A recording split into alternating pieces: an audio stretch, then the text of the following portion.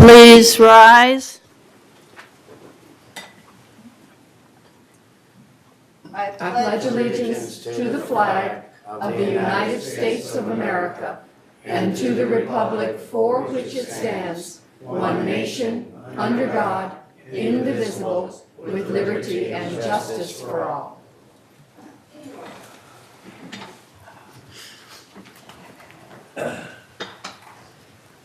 Okay, let's see. I don't see Brooke, but I know we have Channel 6 upstairs, so I will acknowledge them as the media. On the agenda, I am going to pull item 12C from the open agenda. It is also on our closed agenda. There have been there have been changes that have been made to this particular item that we have not had a chance to discuss in closed. We had talked endlessly about the other one that we approved, and now there's some new changes, so we need to go over that again, and we will bring it back to open for final vote next month. So cancel 12C. Are there any other additions or changes to the agenda? All right, seeing none. Yes? I thought we were talking about roles and responsibilities last time. We decided to talk about roles and responsibilities. If you will notice, it's on the closed agenda. We do not have the final document ready, so that's all I can tell you. The presidents and staff have been working on that. We do not have it ready to go up for full vote yet. So it's on a future agenda. You will be seeing it. So can board members, not president and then vice president, make recommendations? Of course you can, and that's why we're not presenting it for a vote here. We're going to wait until we get more input and it's approved and talked about in other meetings, and then we will bring it And forward. in the past, we had a few cases that we wait in the last minute and the board member will hush, quick, we have to approve this one, we have to approve that one. So this is not going to be the case. This will be a full open discussion for all. This will be a full open discussion, And also in Andre. front of the board, all the residents in the open meeting. No, we're not going to have a town hall on it, absolutely I'm not talking about town hall, okay? But please don't twist my words. I'm talking about in this kind of boardroom meeting. Well, in the board meeting, if they would like to come, they'll be able to make comments. We can talk in these, we will talk in. All right, Andre, you're talking about something that's completely foreign to what we are looking at now to approve You the don't wanna do agenda for this meeting. It is not on the agenda for this meeting, and so I need a motion to approve the agenda for this meeting. All right, Carl? Second. Okay. Any objections? All right, we will. Do you want us to vote? As corrected. Okay.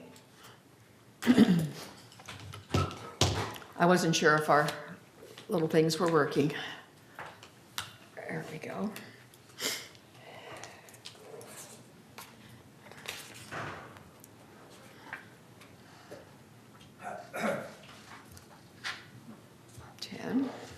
One more? Director Turan, your vote, please.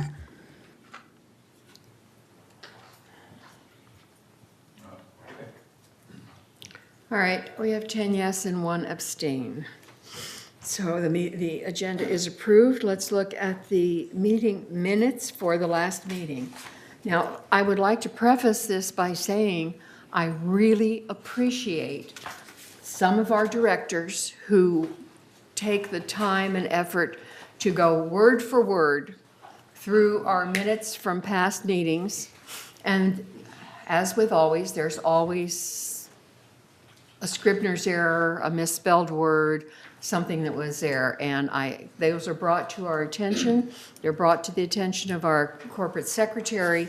And rather than go over every one of them and keep in our meeting.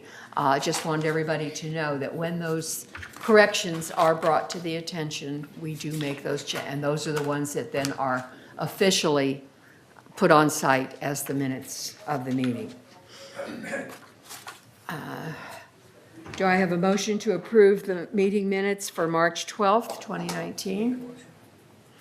Thank you, Kesh. Is there a second? I'll second. All right, thank you, Manuel. All right, any objections? So would you vote, please?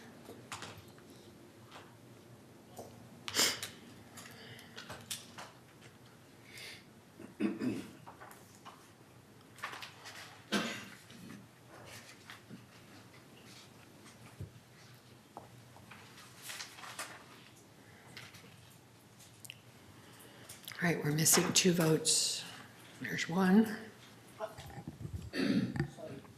All right, thank you. All right. It passes unanimously. All right, and the chair's remarks. First and foremost, I would like to send out the board's best wishes to Ron Beldner, who is ill. I'm not sure if he's out of the hospital today. He was still in the hospital as yesterday. He had caught pneumonia. So we hope he gets well fast and gets back to us. He's one of our VMS delegates on the VMS board. Also,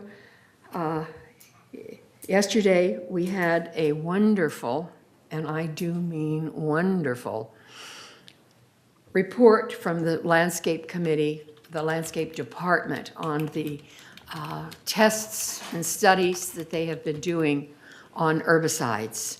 And this is going to be presented on Thursday at our landscape meeting, 9 o'clock in the morning. And here, if you are interested in that issue, please come and see. The whole landscape department did a really marvelous job, and it is a very good, easily seen pictures, charts, everything report, and it's very positive. I'll just say that. I don't want to take thunder away from it, but do come on Thursday to see the whole thing at our landscape meeting.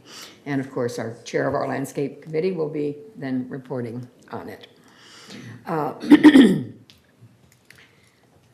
Next, I would like to introduce Elizabeth Roper, if she will come forward to the lectern. Elizabeth is United's representative on the Select Audit Task Force, and they have just finished their duties, and she's going to talk about that. All of you as residents, twice a year, get a mailing to your home of everything that we are talking about. In the fall, in November, you get the budget. Now you're going to get a copy of the audit, and the Select Audit Task Force has worked with that. So I asked Elizabeth this morning to give us a report. Thank you. Good morning, President Stillman, United board members, and members of the audience. The Select Audit Committee's task is to perform oversight of our independent auditors, KPMG, to ensure they complete their commitment as stated on their engagement letter. We also ensure KPMG is able to perform the audit independently and without issues or delays. The task force met with KPMG 4 times during the audit process, also with the finance department, to address any issues and review the progress of the audit. The audit did uncover 2 issues that have been corrected in the final financial statements that are presented to the members.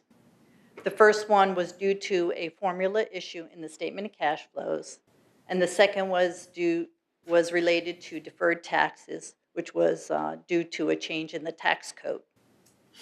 The audit found no uncorrected issues or findings. Thank you. Okay, thank you very much. Thank you, Elizabeth. It's a very intensive job. It's a short-term job, but it's a very intensive job. But the Select Audit Task Force does continue throughout the year. They have meetings and various things that they look at, but this is the big thing that we have every year. All right, it is time for item 7, which is our open forum. And we invite anybody in our audience to come forward and speak on anything that is not on the agenda. If you want to speak on an item that's on the agenda, please save your remarks for then. I hope you have signed in with Cheryl, our corporate secretary. And you are limited to 3 minutes, and it has to be something that is germane to United, not something that is from another association. And so who's our first speaker, please, Cheryl? Our first speaker is Chris Collins.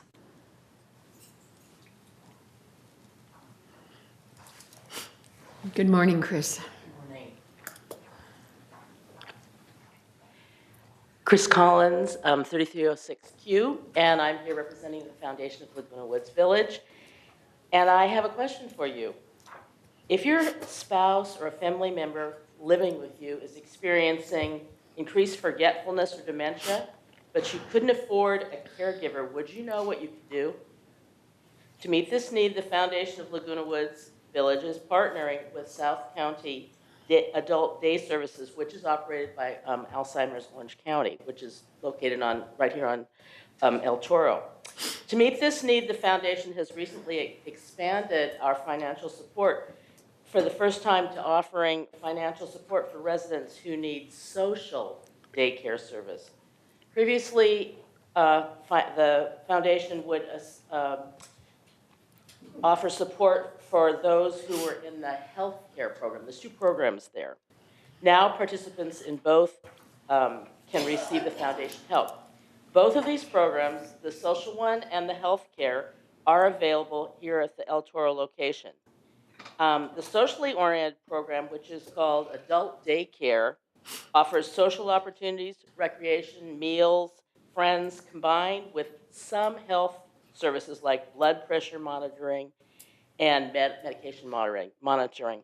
The second, which is the Adult Day Healthcare Center, is prepared to handle a range of complex medical conditions.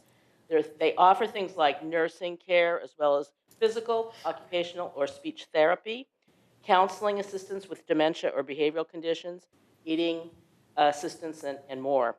So, of course, an initial screening and paperwork are required prior to starting. So, for more information, to see if someone is eligible for financial assistance or to enroll, you need to call 949-855-9444 and ask to speak to a social worker there. Jim McLear, who is the Chief Executive Officer of Alzheimer's Orange County, has this to say, and this is a direct quote. Without the support of the foundation, our friends from the village would not be able to receive these vital services, and many would no longer be able to stay in their homes. Caregivers are able to receive respite from providing care while knowing their loved one is safe, in a safe place during the day. Our partnership has been a true blessing for the families that we serve and the program itself. Dozens, if not hundreds, of Laguna Wood Village's residents have benefited over the years. So to find out about this, you can call the foundation. You can go online, and also calling the Alzheimer's Orange County is really a good place to start. Thank you so much. Thank you, Chris, and we are so fortunate to have both the foundation and social services serving our residents here in the village. Our next speaker, please, Cheryl. Our next speaker is Edward Foster. Madam Chair, our tape is not on. The tape on the screen. Oh. Close comment, captions. The voice, any way we can get that turned on, because I'd like to. Ready? Edward Foster, 2140 D as in David. President Stillman mentioned the landscaping study, and I came here today to express my concerns about the unkempt and unattractive state of our landscaping.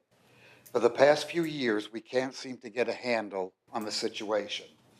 Weeds in the flower beds, around the trees, and on the lawns can grow as high as 4 feet before something is done. The weeds are even growing between the cracks in the sidewalks.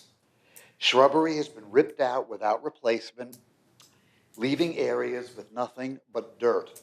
This was done months ago in the large semicircle planting area at the top of Ronda Granada, cul-de-sac 209, by the carports and guest parking, leaving a large tree surrounded by dirt and weeds. Guests park and see this before they even get out of their cars. Not a good impression of Laguna Woods. The areas around our manors have not had the flower beds mulched in 5 years.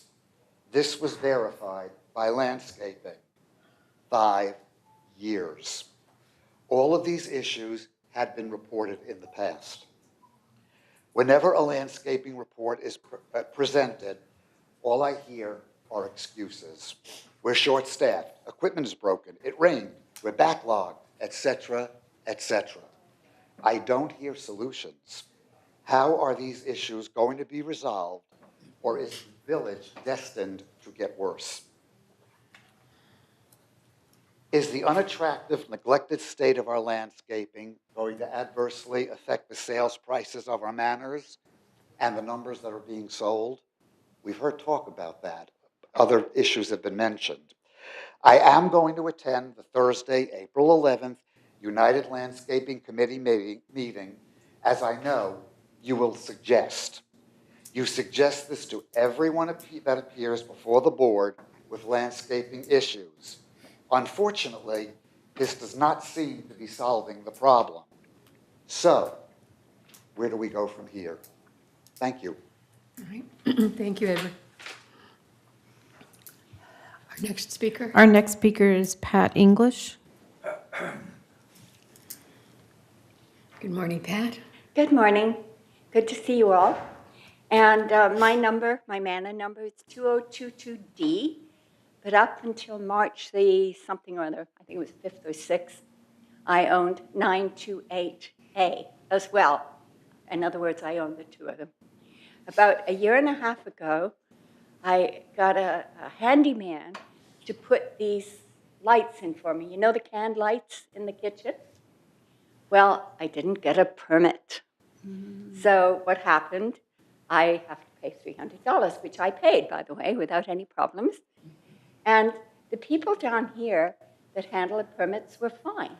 There was no problem with them. I paid them the $300, and then I think I had to pay them $35 for the permit, the lights. Well, then I find I've got to go through the city as well.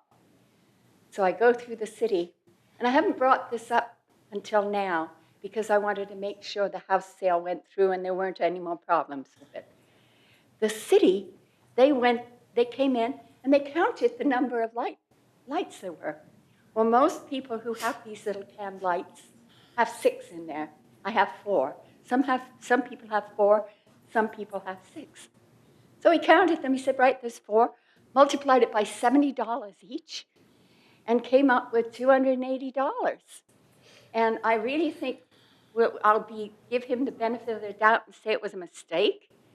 But I just feel that if that's the case, that I am, along with other people, if they're having that experience, getting ripped off.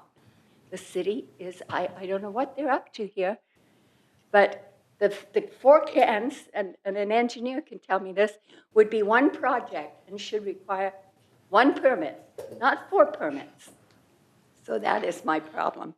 And I hope you can tell me what to do to fix this. I'm thinking of going to the city and sending a letter to the city manager.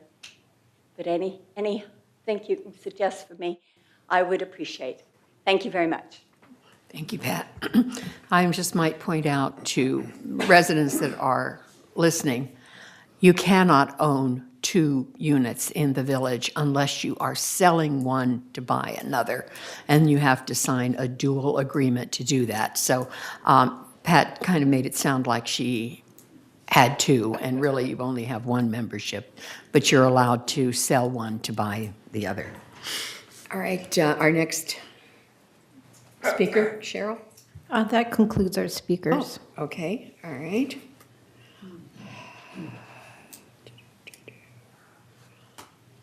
Do we have responses from Yes, we do, from the March meeting report. Vishu Karmarkar had called the handyman service to install an outlet panel, and he was told a white one was not supported, only tan. He called to have his mattress turned, and they said he needed to wait 3 weeks. He was upset about both outcomes. We said we'd look into it. The handyman service has been so successful that we are beginning to have long waits.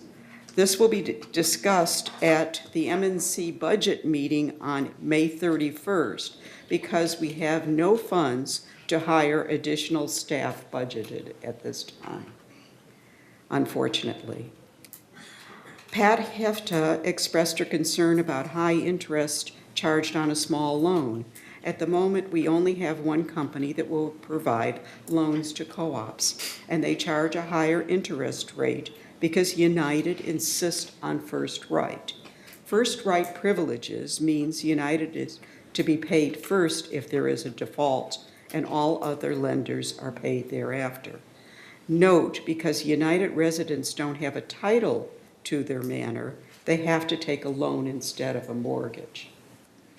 Carol Micra and Maria Silva would like United to open the lending rights to other companies.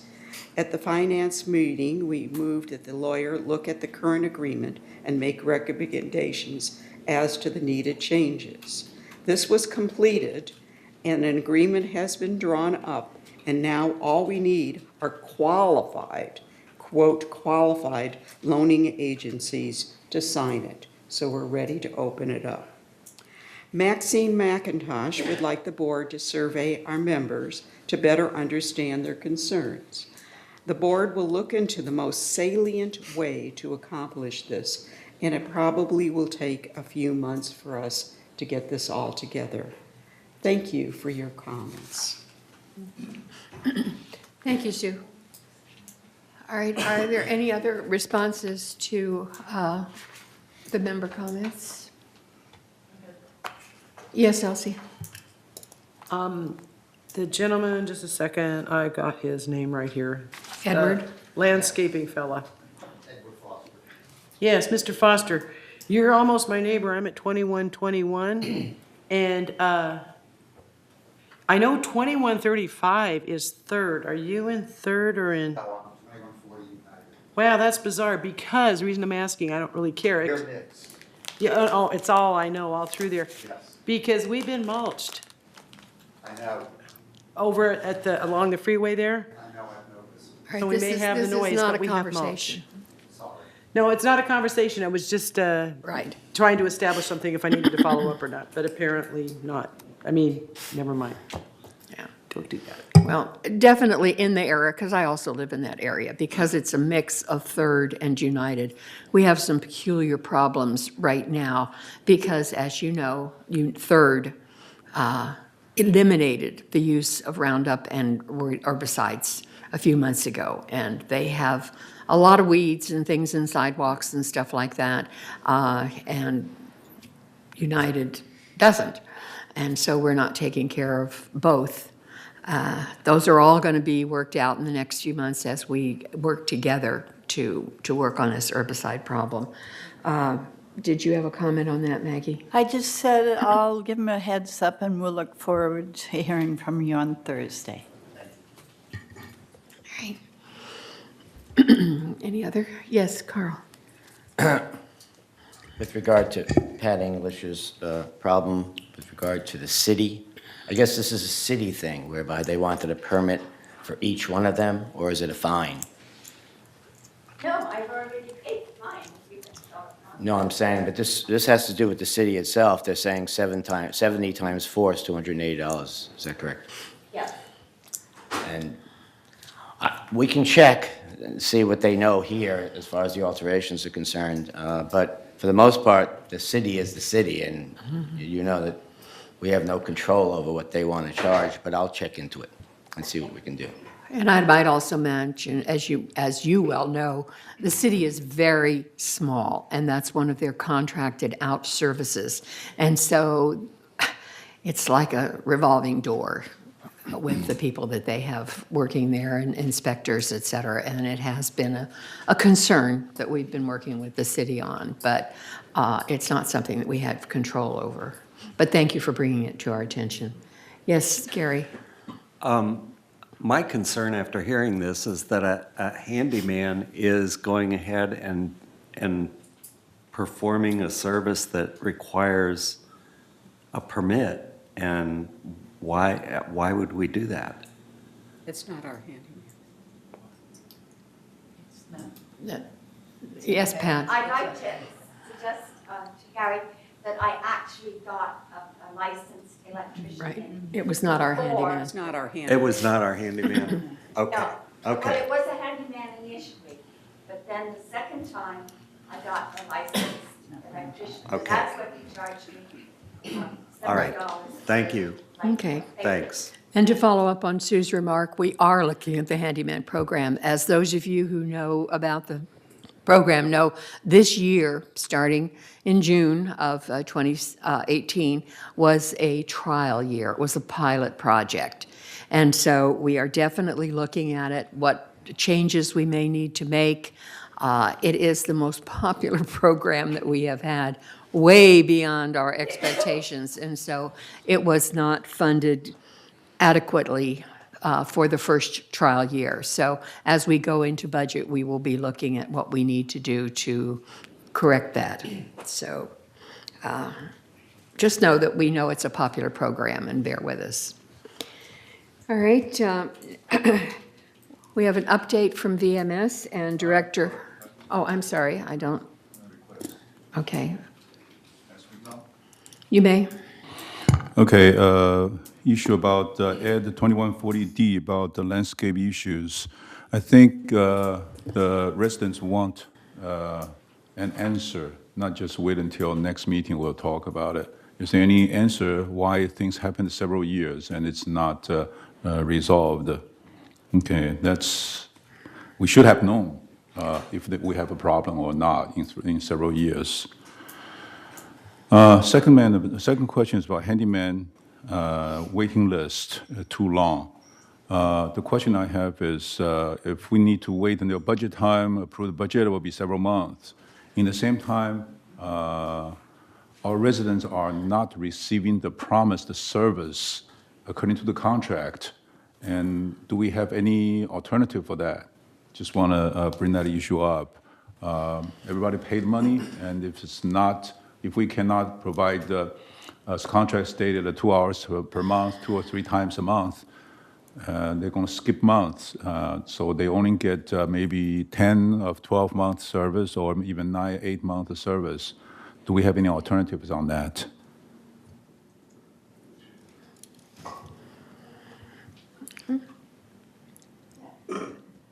All right, now we go, let's see. Nope, that's all I had on speakers. An update from BMS, and Director Rader is going to fill in for Director Bellner this time. Good morning.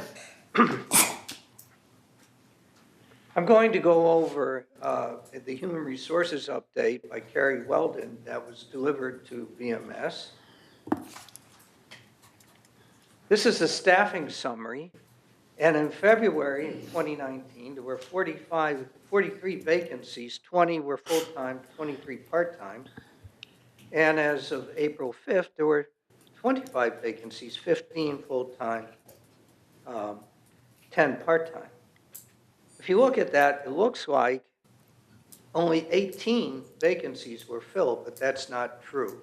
Many more vacancies were filled, as I will now show you.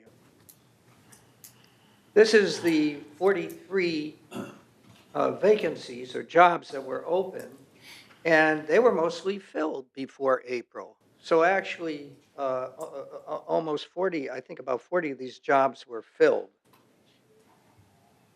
And this is the current 25 vacancies, and these are all new ones, not old ones, mostly. There's only a couple of holdovers. So you can see the purple shows the department, for example, general managers. And then under general managers, you see that there are 2 vacancies. One is a Sorry. Whoops. One is a record specialist, one is a assistant corporate secretary.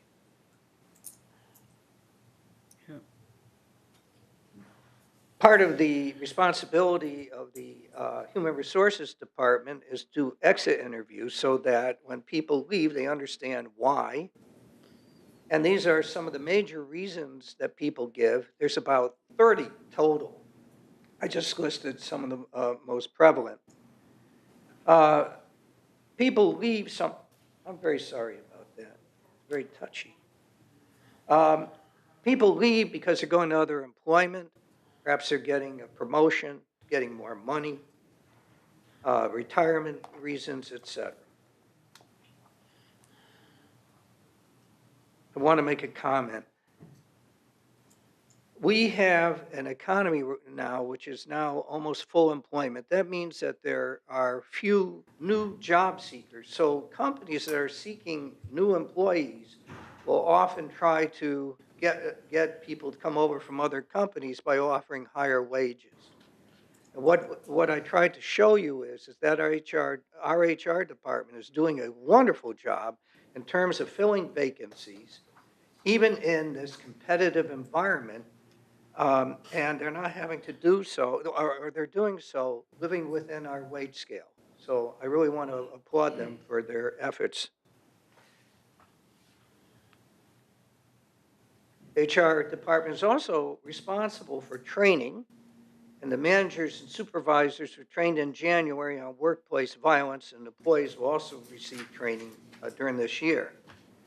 California requires training in harassment prevention, and there will be at least 2 hours of training for supervisors and managers, and 1 hour of training for all non-supervisory employees.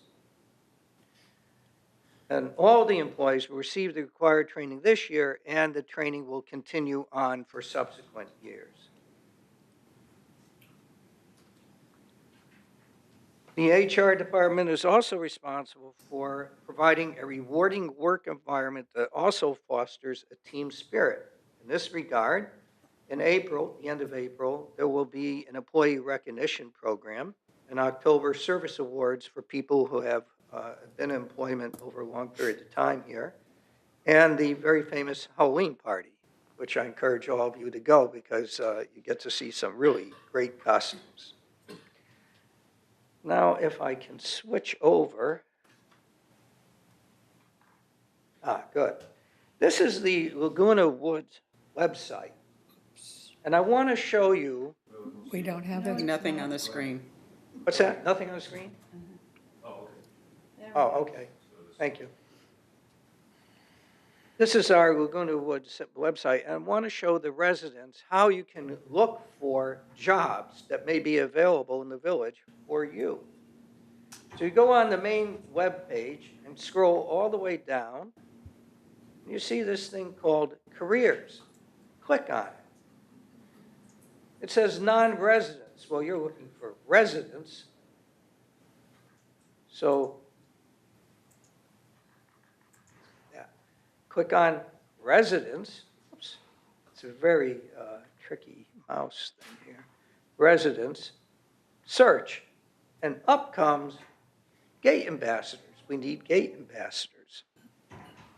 Now, if you scroll down just a little bit, you will see that there's a job application if you're interested, but if you want to, you can view the details and it will tell you, let's get this up here, it will tell you the qualifications for the gate ambassador. Training, of course, is provided.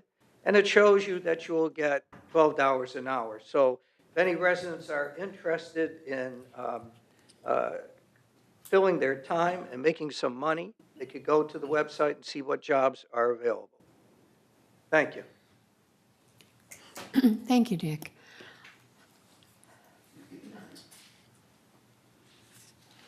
All right, next we will go to our CEO report. Good Mr. morning, Parker. Madam President and members of the board. I have a few items today. First one I was going to mention was we continue to roll out the new resident portal, but the reason I wanted to bring it up is unfortunately this morning we ran into some technical difficulties. So I wanted to mention that we're working on that diligently as we speak. All of our department heads have been notified, and if the resident has any concerns with regards to logging on, that they give Resident Services a call at 949-597-4600. We hope to have this thing resolved early this morning as we speak. So I'll give you an update if we have that prior to the meeting being closed. But I just want to make sure that our residents know where to call. And if they call a separate department, all the department heads have been informed. Second thing I wanted to mention was our gate retrofit. We're now, gates 3 and 7 are closed as of this week. The temporary closures of gate 3 and 7, gate 3 pedestrian hours will now be 6 a.m. to 10 p.m. Gate 1 and Gate 2 will be open 24/7 to handle the work, the flow. Gate 4 will be open until 10 p.m. Relative to Gate 7, the pedestrian golf cart hours will be 6 a.m. to 10 p.m. And Gate 8 and 9 and 10 will be open 24/7 to help with that overflow. The work plan is again to have these 2 gates completed within a 6-week period of time. We think now that we have a little bit better weather, we'll be able to keep on target there. And during construction, gates 3 and 7 obviously will be closed, and we're working diligent to make sure that people understand where to go to get the best access through the community. The next item I had that I wanted to mention was, as part of this gate process, obviously, is to work on enhancing the RFID program. And that's working. It's working so well that Resident Services was pretty impacted last week. We had 700 people register for the RFD program because now that the gates are going to make it easier, that's really good news, and we're getting really high up in the numbers. So we want to continue to plug that program. It's only $25 to get that sticker, and the more people that have it, the easier it is to get in and out. So we're very pleased with that. Resident Services was swallowing a little hard last week when they were trying to get all the people their IDs, but we worked it out. And now we're working at our department head meeting yesterday. We were talking about how we may orientate a process to get people informed about, instead of coming in and parking, maybe that we do kind of a drive-through operation where we have people out there from our staff putting on the RFD in a more better fashion with regards to speed for our residents. So we'll be unfolding that if we when we can get that in place. The next one I wanted to encourage people to attend is a issue that is going to potentially have some impact on the village and certain residents, and that is there is going to be a public hearing regarding I-5 El Toro interchange expansion. Village residents are invited to attend this public hearing. The I-5 El Toro Road interchange project on Thursday, April 18th, from 4:30 p.m. to 7:30 p.m. at the Holiday Inn, 23131 Lake Center Drive in Lake Forest. There are a couple options that are in the draft environmental document. One is a flyover on El Toro Road, which would have impact to the village. The other one would take a second off-ramp down further towards the Pennies. And there is a lot of debate going on and a lot of uncertainty as to which one, if any of those, is the best alternative. So I would definitely encourage any resident to, if they're interested or want to get involved, that they attend this first kickoff meeting, because this is the first time people will have an opportunity to see the alternatives and then get input with regards to the environmental documentation that's necessary to move forward. And at the staff level, we'll be coordinating not only at our level, but also with the city.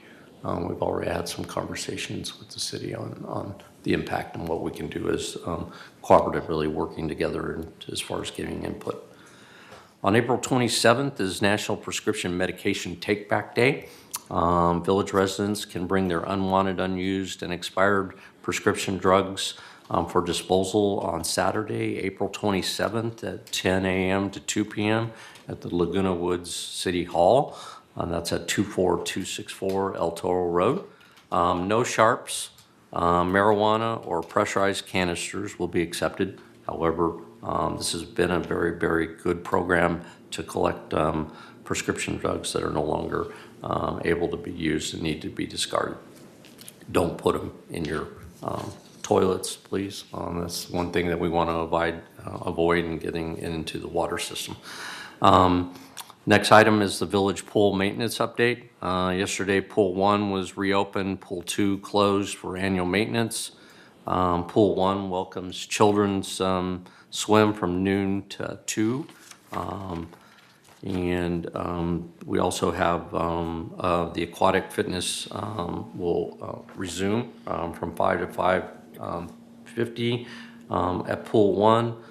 Swim clinics will be held at pool 5 temporarily from 12:30 to 2:30. And the village game swimming events, which is important activity that's going on right now, will take place over at Clubhouse 5. And you can contact for more information with regards to that on Recreation Department at 949-597-4273. And let's see, last but not least, I think, well, actually, that was it.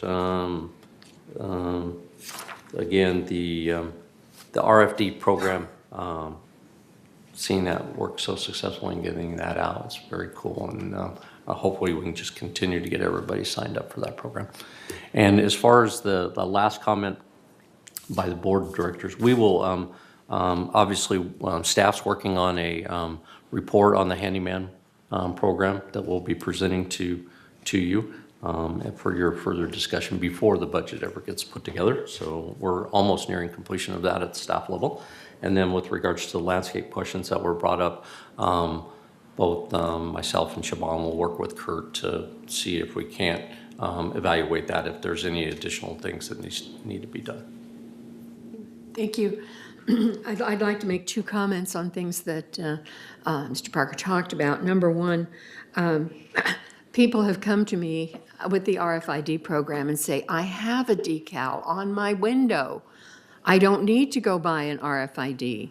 The decal that you got that has the 9 on it now on your windshield is not an RFID. It will not open the gates.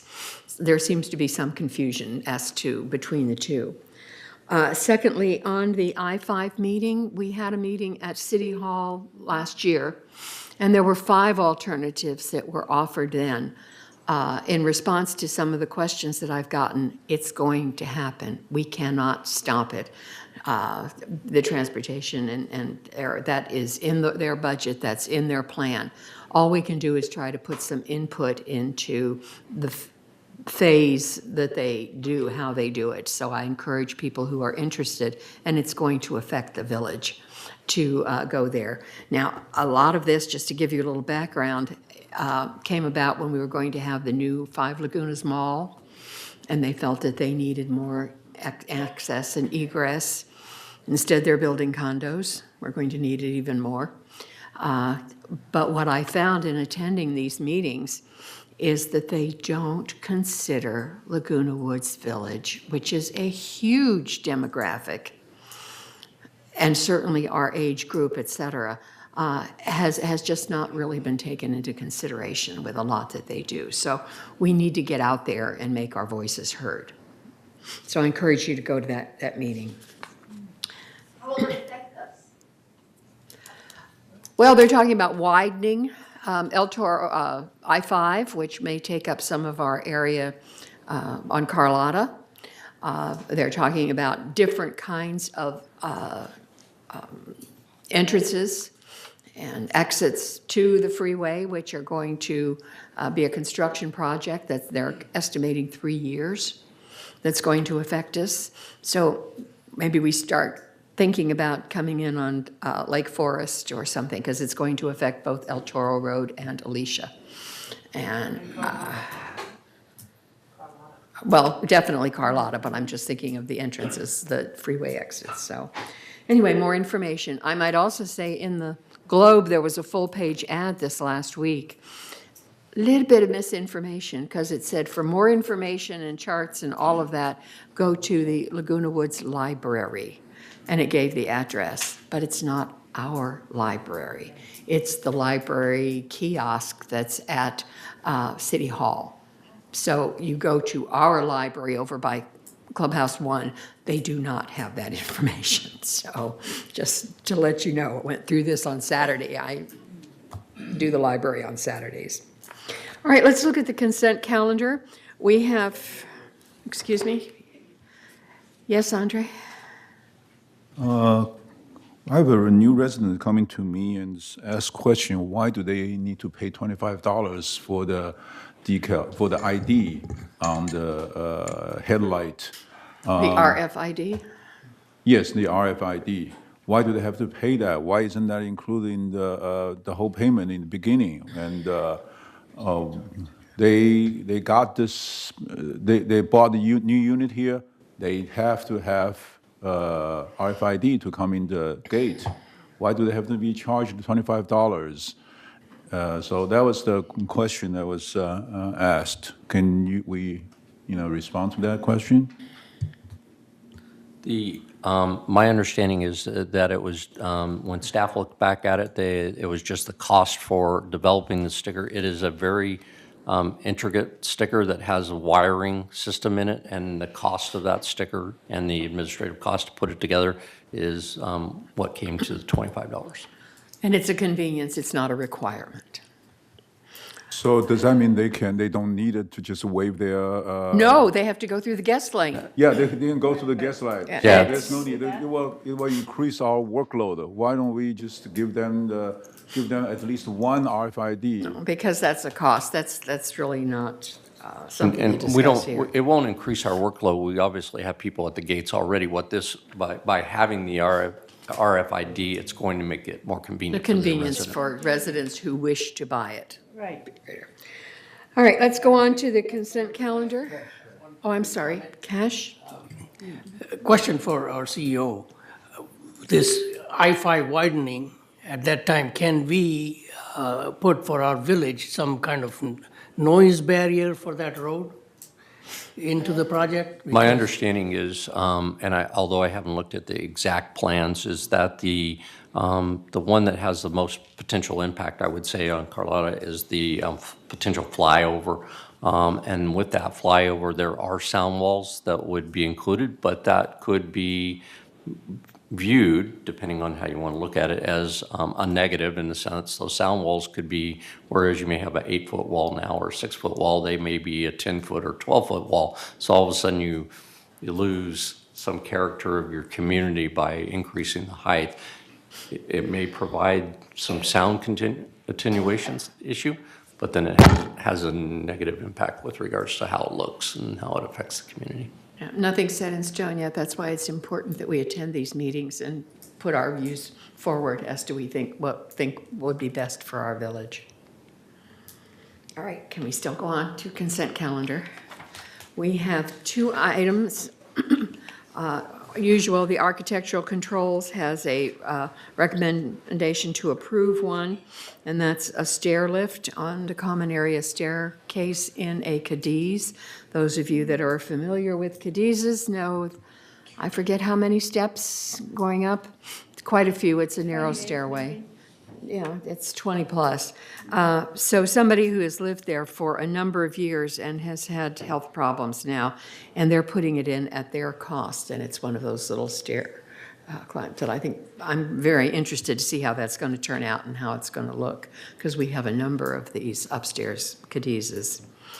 The way it works is they pay for it, but then they turn it over to us and we maintain it. So we then own it since we own the building, but we don't pay for the installation. And then the Finance Committee has recommendation for 2 liens against members who are delinquent in their assessments. And C is our usual 5501. Our subcommittee, Gary and Elsie, have been diligent in auditing, not auditing, Juanita, not auditing, reviewing our finances as required under 5501. So I would like a motion to approve the consent calendar. Make a motion. All right, Carl, I'll second. Maggie, all right. I smell burnt coffee. Smells like bacon. It's burnt coffee, I think. But we don't have coffee. It must be from out there because our coffee pots are not on any kind of, Oh, okay. so, yes, Sue? We did not receive the form showing that they had done the review of the financials. If you're interested, Eric, there is no requirement that we include it in the packet. It's on a consent calendar, and if you're interested in seeing the signed copy, you're more than welcome to see it.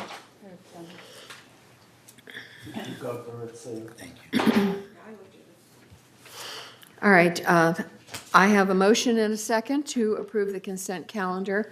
If everybody will please vote on their screen. I have some comments to make. I'm sorry.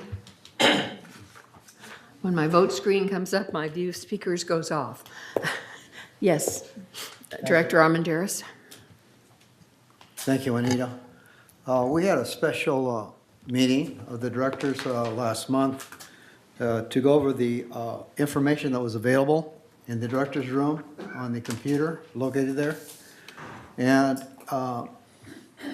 we met in this room, and when we discussed it, it became clear that not all the information that's required by Civil Code Section 5501 was being provided. And it was acknowledged by the Chief Financial Officer that certain additional information would be provided there. I checked as late as yesterday afternoon, and there's been no changes. So my concern is that you're going to go ahead and approve this. I'm going to vote against it, obviously, because you're not compliant with the law. And that, to me, is very disturbing. So I don't know how, for example, how if they're reviewing the bank reconciliation, maybe they can tell me, maybe they can answer that for me, how they can trace any of that information to the books and records, because it's not a full general ledger. You can't trace any balance on that bank reconciliation that's supposed to be the book balance to books, because, like I said, it's not a complete general ledger.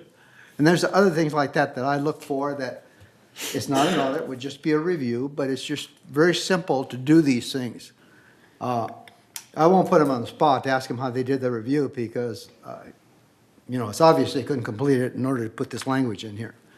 So that is, to say the least, very disturbing that that still hasn't been done. And, you know, we're into April now. 2 months have already gone by. Thank you.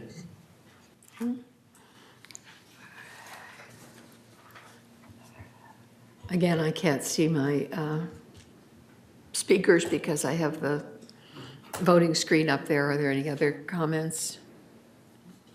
Okay, if not, would you vote, please? Sorry, may I ask, does the two reviewers have any response on that?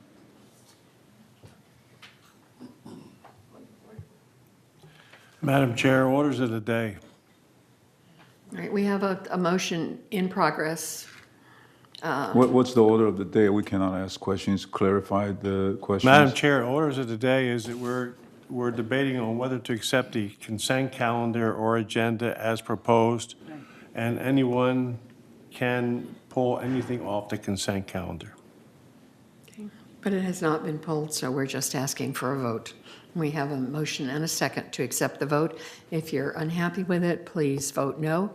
And if you'd like to ask questions about it, I encourage you to talk to our treasurer following the meeting. So we cannot ask questions in public? No? That's not discussion. I thought this is a board meeting. It's not a closed meeting. All right. So out of order means with no discussion. Oh, a lot All of right, please vote.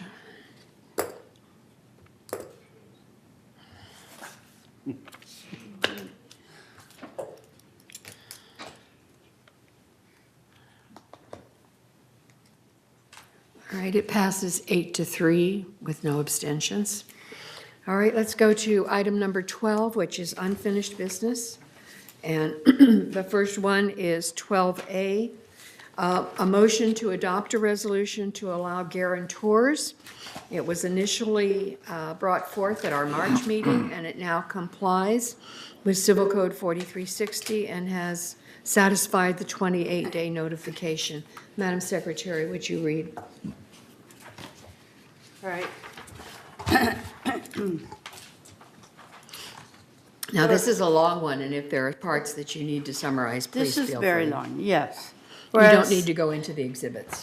Okay, but except I will for one. Whereas United Lagoon Woods Mutual is a nonprofit mutual benefit corporation by virtue of the state of California, organized for the purpose of providing its members on a nonprofit basis housing to provisions set forth in the Articles of Corporation and bylaws and board resolutions. The corporation's amended and restated bylaws provides the purpose of the corporation is to, among other things, manage, maintain, preserve, and administer the business of a common interest development, specifically stock cooperative. Whereas the bylaws provide that the board of directors of the corporation is responsible for managing the business and affairs of exercising all corporate powers of the corporation. Whereas United is a stock cooperative wherein each shareholder member is granted the right to occupy a specific unit pursuant to an occupancy agreement, together with ownership of one share in the cooperative, provided each shareholder meets the financial qualifications set forth in the financial qualifications policy. Whereas the Board of Directors desires the ability to enter into occupancy agreements with certain members whereby same require guarantors to meet the corporation's financial qualifications in order to qualify for membership and consistent policies regarding same. Now therefore be it resolved May 14, 2019, that the following will be adopted to allow for the financial qualification policy to amend it accordingly. Personal unconditional continuing guarantee and security agreement. The corporation by and through the Board of Directors is authorized to enter into personal unconditional continuing guarantee security agreement in the manner and form attached hereto as Exhibit A, and incorporated hereinto by reference thereto, and such personal unconditional continuing guarantee and security agreement will bind the corporation and the guarantor. Specifically, the corporation may accept from guarantors a guarantee to pay a member's debt and/or obligation, should the member default or otherwise fail to pay a debt and/or obligation owed to the corporation pursuant to an executed personal unconditional continuing guarantee and security agreement, and to cause security documents which the corporation may require and which shall evidence the assets pledged by such guarantors. Satisfactory verification of annual income of at least $90,000 and marketable or income-producing assets of at least $250,000 plus the unit purchase price. This is for the guarantor. This in addition to the prospective member's minimal annual income of at least $24,000 and marketable or income-producing assets of at least $75,000. That is lower than the normal because they need the guarantor. Further acts, the Board of Directors, we add an S, may do and perform such other acts and things as may be reasonably necessary and proper in order to carry into effect the provisions of this resolution, including, but not limited to, revising the current operative financial qualifications policy to allow prospective members to meet the corporation's financial qualifications, and to revise such other documentation as may be necessary and appropriate. Be it further resolved, the officers, directors, and the agents of this corporation are authorized to carry out the purpose of this resolution. I move this resolution. Do I have a second? I second this. All right, Sue? Excuse me, Winnie, I have a correction. I would like, Have a correction? All right, we have a motion and a second in discussion. What is your, On the first page, the sixth paragraph down, now therefore be resolved. I believe that should be April 9th rather than May 14th. Yeah. right? Correct? Yeah, we bumped it. Thank you. And there's one more place. I request to speak.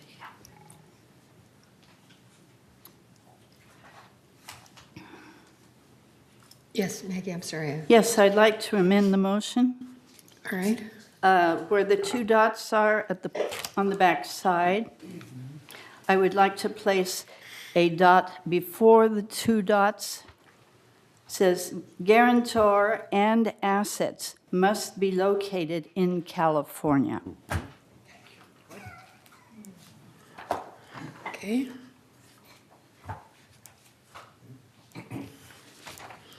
All right, do I have a second to her amendment?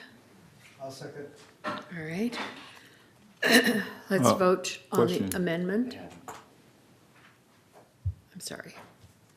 I can get these. Okay. Carl? Well, I had read this over the weekend, and I had made that comment with regard to the fact that the California requirement was something we all agreed to, yet it wasn't addressed in the resolution. But it's also, I think it also should be addressed in the Exhibit A, because that's what they're actually going to sign. And, you know, when I'm signing something, I like to make sure that I sign something that actually I read and I know, you don't have, truth in lending policy, they developed that whole thing because of the fact that people had hidden clauses in there that they were signing. So there's a double dot on the bottom of the second page there, and I think that we should also add a dot to that to indicate the fact that California is in the mix. Okay. And then I know I had this question with Maggie over the weekend regarding the one of the first paragraphs up there where they deleted the fact that Laguna Woods Village was identified to be Third, United, and the Towers, and they changed the wording, but they didn't continue with that same definition of what Laguna Woods Village is. Why wouldn't we do that? I mean, this is a document that everybody tries to basically beat the system. And why wouldn't we specifically say Laguna Woods Village identified as, like it has in the previous? Because it's only for United. No, it's for everything. No, it's not, doesn't cover Third, certainly doesn't cover GRF. This is only United. It's only United. My understanding was that they were going to be guarantors here, and they could only guarantee, in fact, on TV, Maggie mentioned that they're only going to guarantee one unit within Laguna Woods Village, period, not only within United, because we didn't want them guaranteeing anything more than That's one a unit. United rule. Third does not have that rule. They do not have that guarantor thing, so it does Correct. not cover them. It only covers us in United. That's correct. But what I'm saying is, previously, Laguna Woods Village was identified to being Third, United, and the Towers. And now you're saying that Laguna Woods Village is only for United? No, we're saying it's not necessary. Right. Well, okay. We have a semantics issue. Right. I understand what you're saying. Okay. I think it needs to be identified, but we're saying right now, as you're saying, it doesn't need to be identified because it's alluded to the fact that it is The village. Third, United, and the Towers. Right. All right, our next discussion is cash. Madam Chair, I don't see why we need to add, restrict only for California assets, because a lot of our people, members, are not originally California residents. They can move from other areas. And that's Their what makes it assets- very hard to collect. That may be the case, but we cannot impose. Yes, we can. Rules just in California? Yes. Not necessarily everybody For the will have protection assets of in the village. California. It's for the protection of United. That's one of the reasons we got rid of guarantors in the past. All right, Andre? To follow up on Cash's question, do we have any statistics proving that out-of-state guarantors causing us a big problem? Off the top of my head, no, but I was part of the discussion when we did away with guarantors before, and one of the problems we had was collecting from a guarantor who is not in our state because other state laws don't give us the rights. And particularly, we had a couple that were outside of the country, and those were really problems that we had to write off. You want numbers, as always, I can't give them to you off the top of my head. Okay, since we're in discussion on this issue, my question at this point is, I understand you're stating the laws, the difficulties, but is it actually happening? If it's not happening, there's no need to reduce Can't the be buyers. happening because we haven't had guarantors for the last few years. Well, in the past, that's the time when I was against that removing the guarantor because no one has ever produced the statistics proving that it's a problem. We are adding these undue responsibilities to the buyers and reduce the buyer pool, which reduce our price. I don't understand why we have to reduce that buyer pool and because somebody's fear. Andre, vote against it. I understand that. We All have a right, lot our of, next speaker is Mary Stone.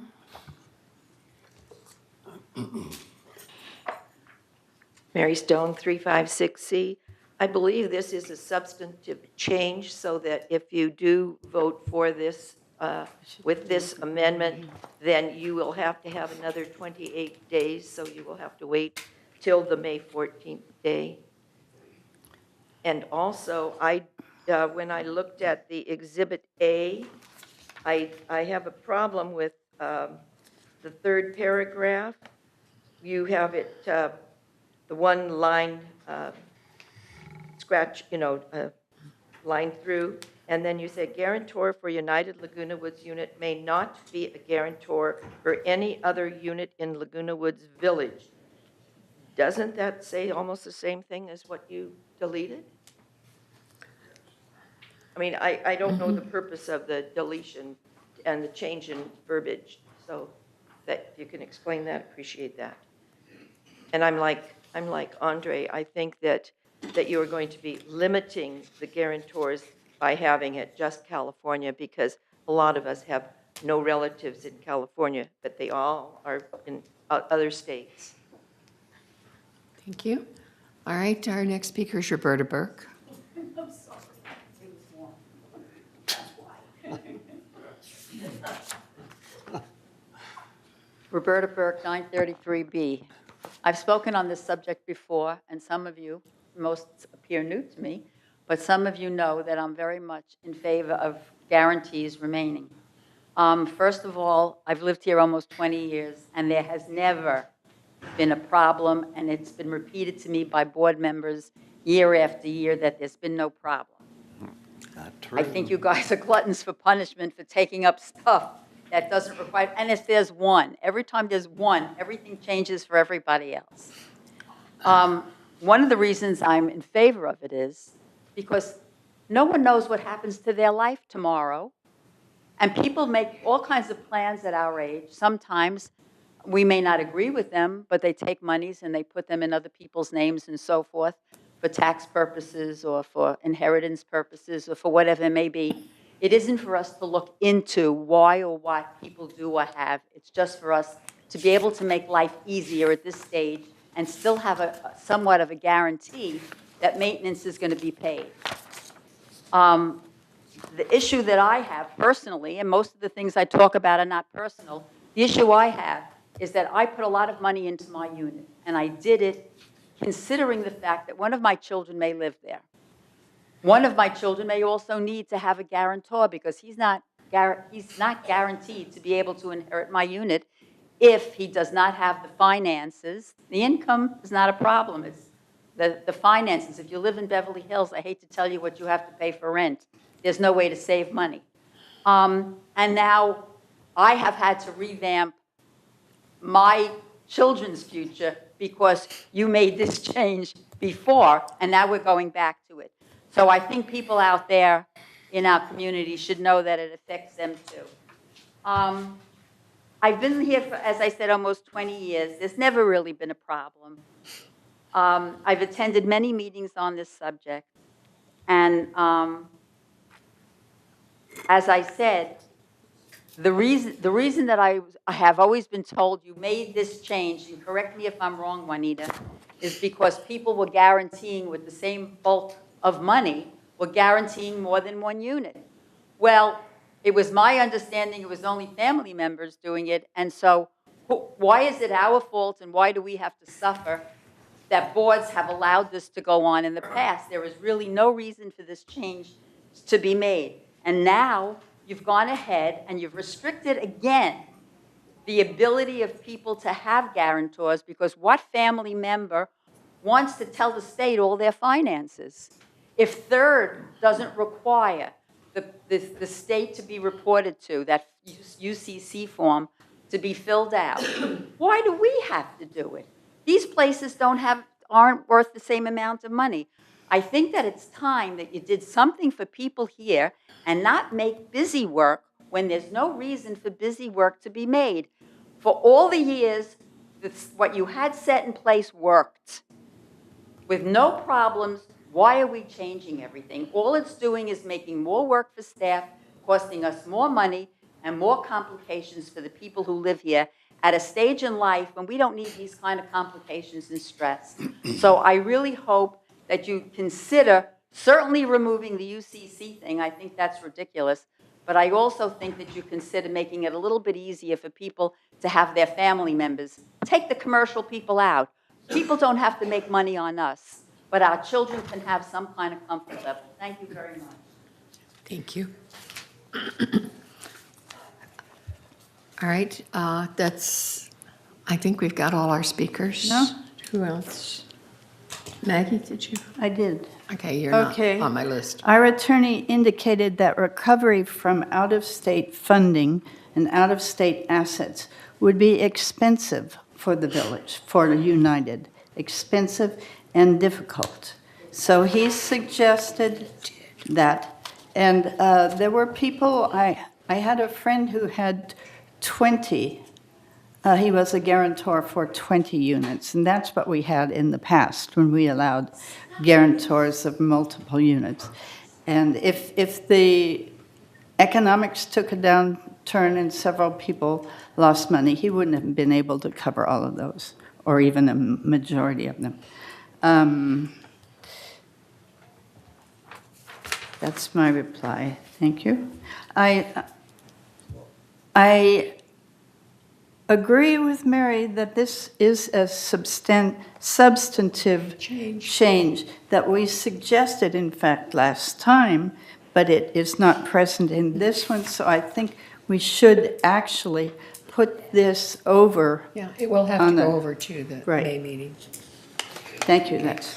And I might mention that because it's intimately involved, if you will, with 13B amending the financial qualification policy, which it's already being postponed 28 days for member review, that we can do these two together at the May meeting, so make those changes.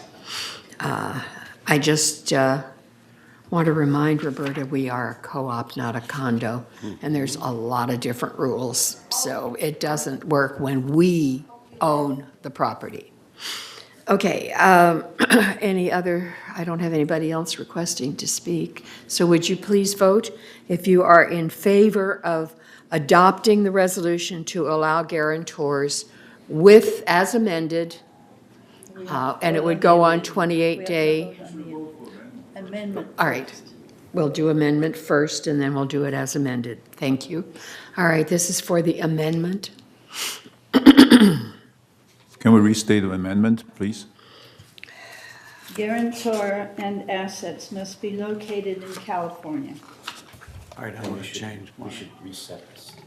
I need to, We need to reset this. Would you reset it, please? You can vote, you can reset yourself. Point of information. When you voted on this the first time, that UCC thing was in there and reporting, the guarantors had to report to the state? Really? We haven't voted on it yet. We just voted to bring it forward to this meeting. No, but when you voted on it at the last meeting, was that UCC Yes. form and everything? Everything was Yes. the same. I must have been sleeping, okay. Cheryl, So this is have people a who already voted on read the whole slate. thing. All right, Cheryl, I think this needs to be Okay. reset. We're voting on the amendment now.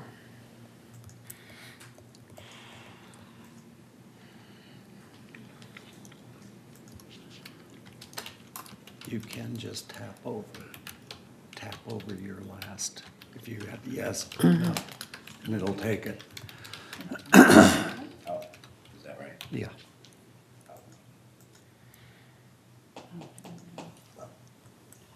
Start from scratch. Mm-hmm. Is that correct? Okay. So we're voting for the amendment. We are voting for the amendment.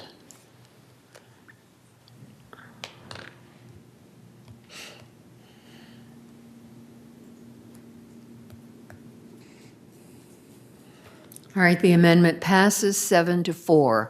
Now we will vote, please, on the amended motion to move this forward to our May meeting with the 28-day review again.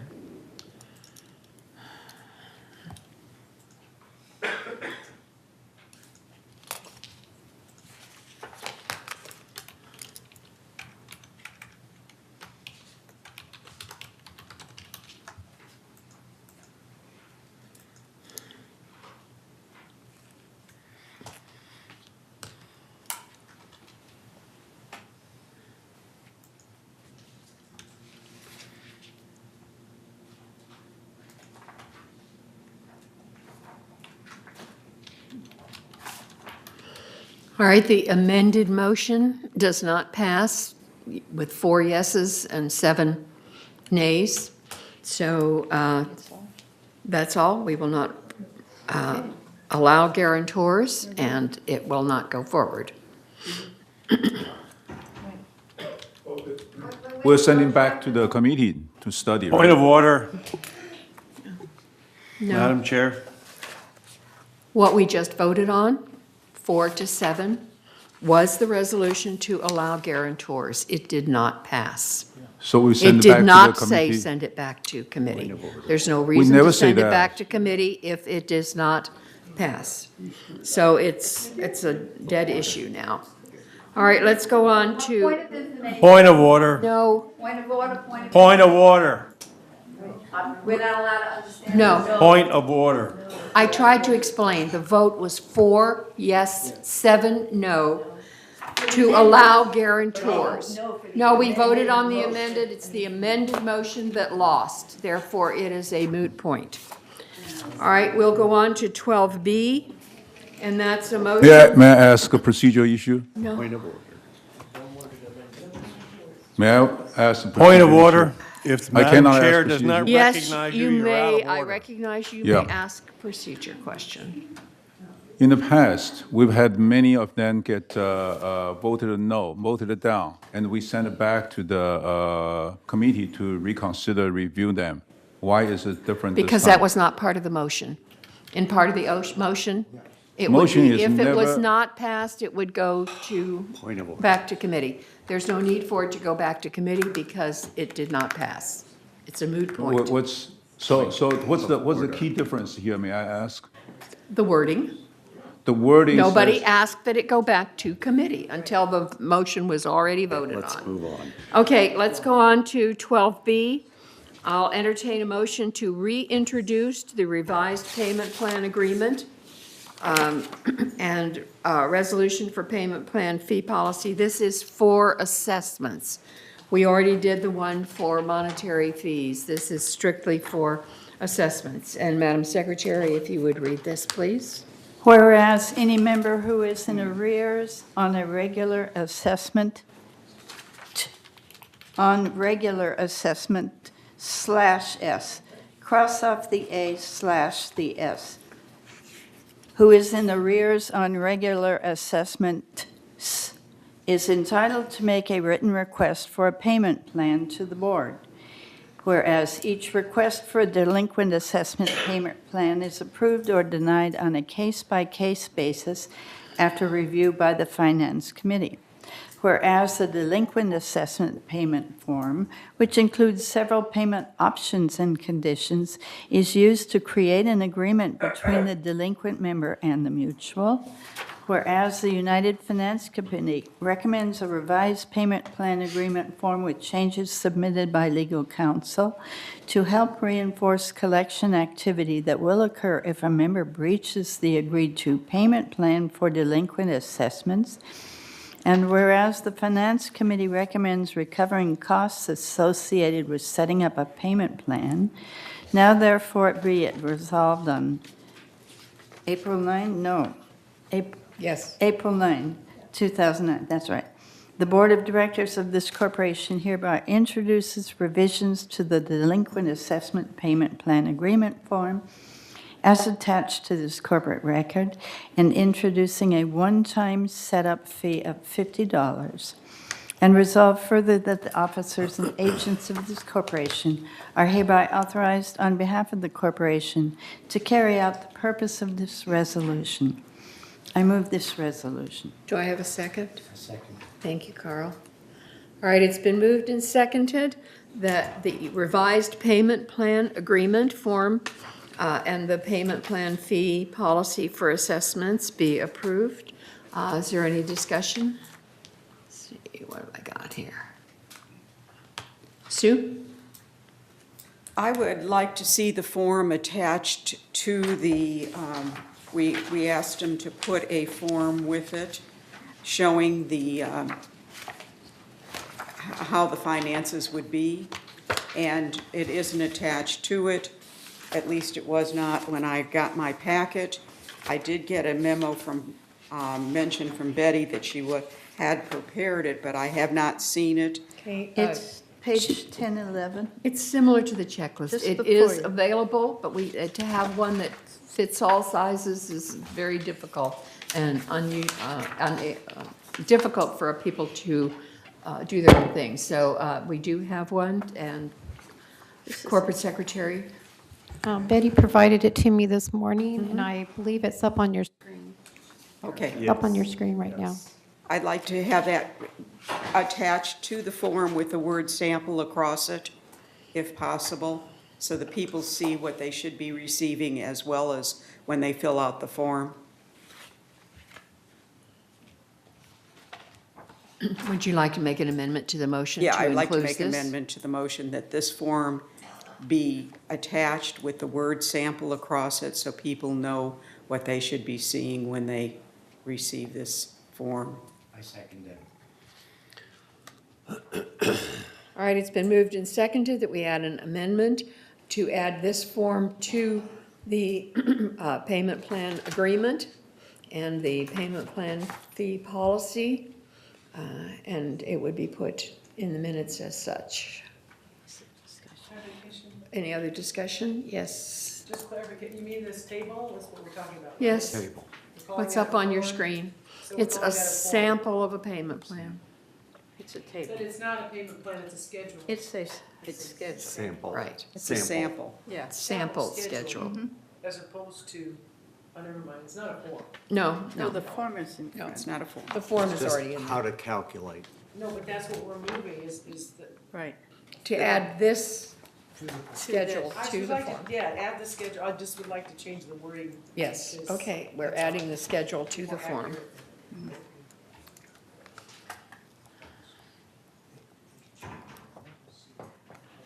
All right, is there any other discussion? Andre? Yes, I'm looking at the schedule, and I'm not sure if I am certain kind of, I need certain kind of payment schedule, which calculation period should I use, or how do I interpret this one? Why are there 504, 560, and then the rest of 586.13? That's why I'm against adding this to it. It's confusing until you get your payment plan. If you have a payment plan, then it would make sense and you would be able to figure it out. I think there is a standard way of displaying this kind of thing is to assume you owe $100 and you will have, say, payment calculation period of 5 or 6, how much you will pay for each month. That's a standard practice. Assume $100. It's not for everyone, but when you get $100, you will have a good idea as far as what you need, or $1,000 or $10 million, or whatever number. No, I really believe people are going to read this and think if we had used the $100, that it's only if you owe $100. They're I not going am to be able reading to this figure one, it out. and I don't I'd like understand to it. call Betty up to the lectern. Can you speak to this, please?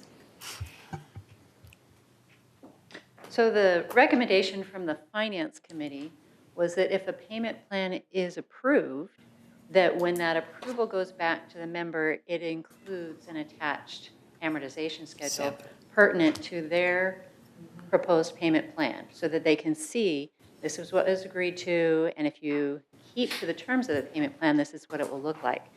My only concern about attaching a sample up front when it's being proposed is that's only one of the options. As you can see here, there's an option for a lump sum payment plan, or to pay through escrow, or they might recommend sometimes like I can pay 6 months from now in a as a lump sum. So a amortized monthly payment plan is only one of the options, and so it might be confusing to show that up front as only one sample. But we definitely have the recommendation from the Finance Committee to include a relevant amortization schedule for approved payment plans. As part of the package for As part of the individual package. payment plans. Right. Thank you. May I ask, what's the assumption of this chart schedule? This one is based on our monthly I assessment. mean, I'm asking the staff, sorry. Read it. Every member makes their own proposal. They look at what they can handle in addition to paying their monthly fees. Because to be on a payment plan, you have to stay current with your monthly assessment. And so each payment plan is unique and has its own time period. May I ask specifically, what is the assumption for this chart?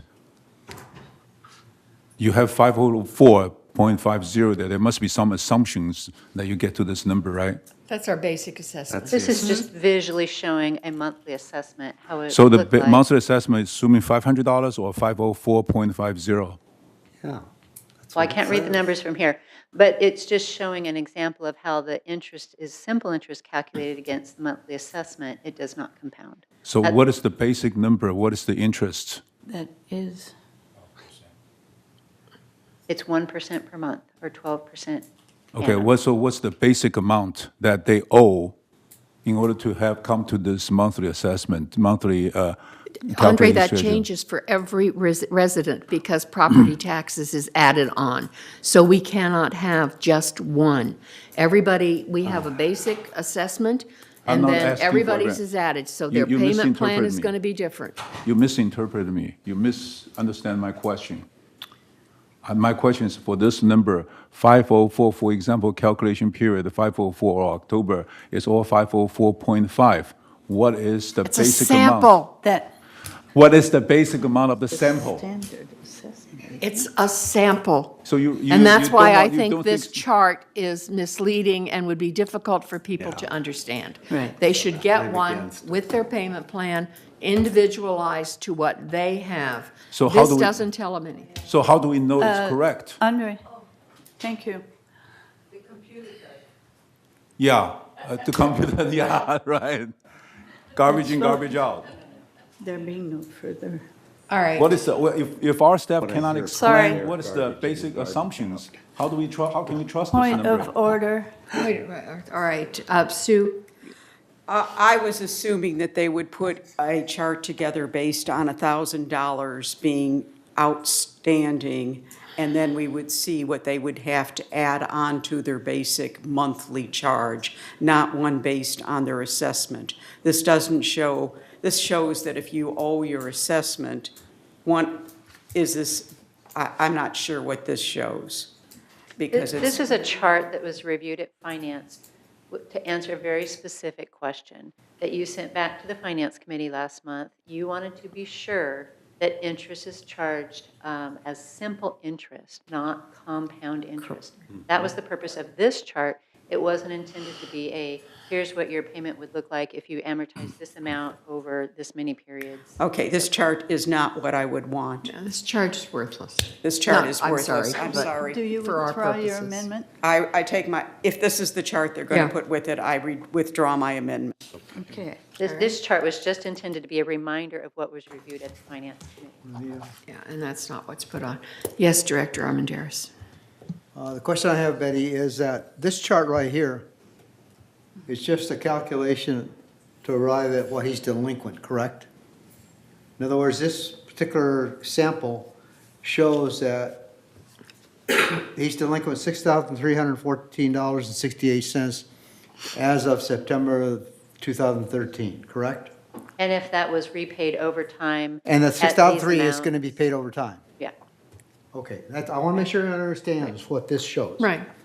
That's not what I asked for. What I asked for was an amortization of that $6,314.68 under this form, because I wanted to make sure that you were not charging interest on interest, because you, to me, you would be, because you'd be amortizing 6,314, which includes interest, and you'd be doing that at a 12% interest rate.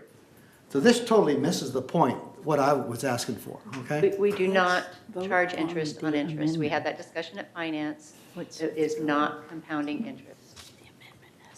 Well, I don't know So that for sure. because in month two, Chart is not amortize that at 12%. Point All of, right. point of order, if the amendment has been removed, It has.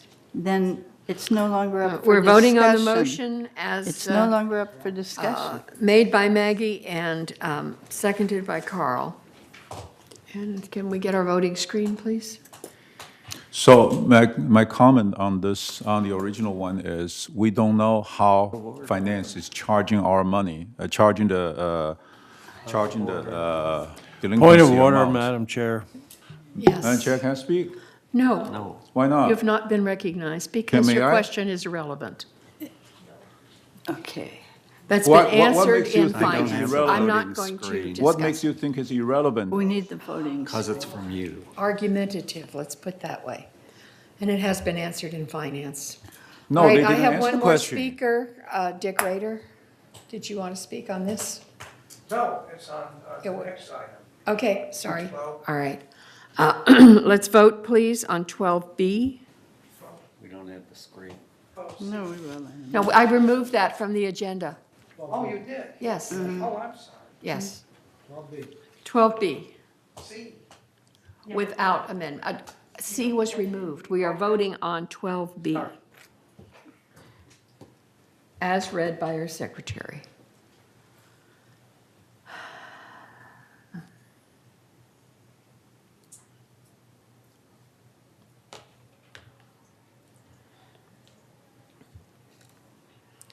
All right, it passes with 8 yeses and 3 nos. I really want those vote Out no of to order. understand what Point you're of voting order. for. Point of order. All right, we'll go on to item 13, which is new business. And these are the first readings of things that will be, go on 28-day review and be brought back at our May meeting for final vote. The first one is a motion to introduce a resolution to revise the fees for golf cart charging violations. Would you read that, please, Madam Secretary? Whereas the United Laguna Woods Mutual Board adopted Resolution 01-17-136, golf cart policies and procedures, to include fines for unpermitted golf carts using mutual electricity. Whereas cords, plugs, and charging devices running through the property create a trip hazard and cause the property otherwise be in an unsafe condition, and whereas the safety risks associated with this conduct expose the corporation to a risk of liability and expose any persons present on the property to the risk of personal injury, and Now therefore be it resolved, all golf cart battery chargers must be elevated a minimum of 6 inches from the floor. And now therefore be it resolved, in the interest of safety, residents found in United with unattended extension cords and/or golf cart chargers that are not a minimum of 6 inches above the floor will be subject to fines.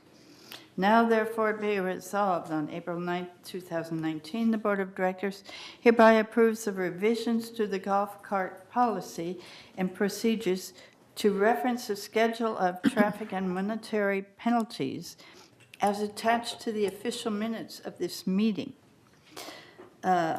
Basically, the fee will be raised from $50 to $100 for plugging in your golf cart without a permit.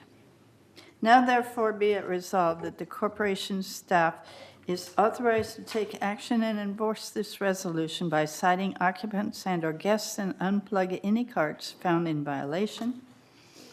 Now resolve further resolution 01-17-136 of October 17, 2017 is superseded and canceled.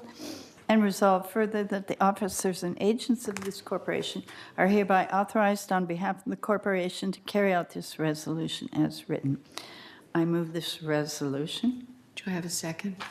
Second. Carl, thank you. All right, it's been moved and seconded. Seem to have discussion from Cash? On my copy, page 5 of 6, this mention $100 is scratched off. That's right, You read that's that his in. second offense. This just refers to the new chart. And the chart is on the preceding page, and you're looking Oh, okay, at parking violations, third one down. okay, thank you. Yeah, it says the schedule of traffic and monetary penalties, Right. which is this. All right, Andre? Reading at this resolution, the third whereas cords, plugs, and the charging devices running through the property create a trip hazard and cause the property to otherwise be in an unsafe condition. So if it's on the floor, we consider it will be a trip hazard. No, we require them to raise the next one. Now therefore be it resolved, all golf cart battery chargers must be elevated a minimum 6 inches from the floor. So it's raised 6 inches from the floor. Which one is easier to get tripped? Why are we making a decision that if you raise it's safe, and if you're not raised, it's not safe? It's easier seen, for one thing, and it also prevents water damage. Right. So This is- that's not stated in the resolution. No, it's stated in the original. Right. But it's not stated in here. All right, Maggie? Thank you. The original has this. This is the way they have to be stored, otherwise the battery shorts out or whatever happens if it gets wet and so on. It has been 6 inches requirement off the floor for a couple of years now, since they discovered that. So that is not the question. The only question on this is that it raises the fee from $50 to $100. And I will explain that. We have people here who buy a golf cart and who plug it in. And they don't bother to get a sticker, and they hope that they can get away with it, and they do for a long time until somebody notices that they don't have the sticker which shows that they have paid their golf charging fee, and yet they charge. So then they pay $50 and they don't get a sticker and carry on, and this is not good. So if this one now this will be $100, and they must buy the sticker within a month or a couple of weeks also. This is to get them to buy the sticker and to pay $100 for when we caught them without a sticker. So the purpose of this resolution has nothing to do with trip hazard. No. No, That's why already would in we the original, resolution? that's in our It's, traffic it's part rules. of the original, we don't want 4 golf cart resolutions, we want only one. And so this is the complete resolution for golf carts for United. I would vote no for that. Has nothing to do with what you intend to do. Thank you. All right, I don't see any other speakers. Would you please vote? If we can have the voting screen, please.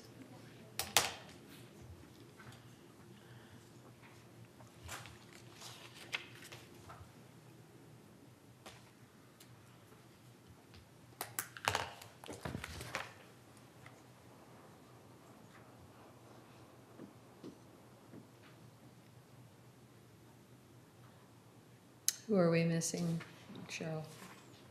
No, there we go. All right, it passes with 9 yeses, 1 no, and 1 abstention. All right, we will go on to 13B. 13B is to entertain a motion to introduce the amended financial qualification policy, and this will be postponed for 28 days to comply with civil code. Would you read that, please, Madam Secretary? Community property consideration. This is community property, spousal type community property, not community property as in corporate property. Thank you. Whereas United Laguna Woods Mutual, hereinafter United or Corporation, is a nonprofit mutual benefit corporation existing under and by virtue of the laws of the state of California, organized for the purpose of providing its members with housing on a cooperative nonprofit basis pursuant to the provisions set forth in its articles of incorporation and bylaws and board resolutions. Whereas the corporation's amended and restated bylaws provides the purpose of the corporation is to, among other things, manage, maintain, preserve, and administer the business of a common interest development, specifically a stock cooperative. Whereas the bylaws provide that the board of directors of the corporation is responsible for managing the business and affairs and exercising all corporate powers of the corporation. Whereas United is a stock cooperative wherein each shareholder member is granted the right to occupy a specific unit pursuant to an occupancy agreement, together with ownership of 1 share in the cooperative, provided each shareholder member meets the financial qualifications set forth in the financial qualifications policy. Whereas the Board of Directors desires consistent policies regarding community property consideration, reporting rental property depreciation, and capital gains consideration, now therefore be it resolved that on April 9, 2019, the following resolution is introduced by the Board of Directors. Number 1, regarding community property as set forth in the financial qualifications policy, that's 52318, marital community property is excluded from assets to be considered in order to meet financial qualifications. Of course, this would not be true if it's the 2 marital partners who are applying. Of course, it will apply for them. Likewise, community property is not considered if a prospective member is purchasing a unit as his or her sole property. Consideration of community property assets or community property contributions to purchase a unit, albeit as sole property, may transmute the intended sole property into community property. Be it therefore resolved that the officers, directors, and agents of this corporation are authorized to carry out the purpose of this resolution. I move this resolution. Okay. Do I have a second? Thank you, Cash.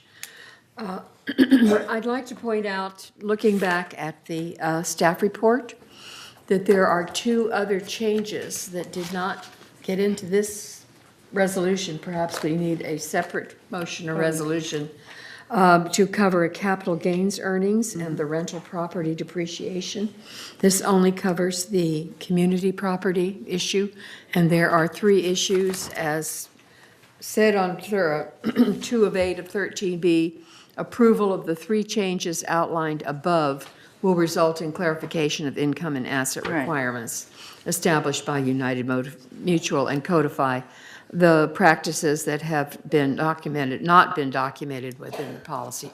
We're trying to document everything because we do have people who say, show it to me in writing. So we want to make sure that we document everything that we can.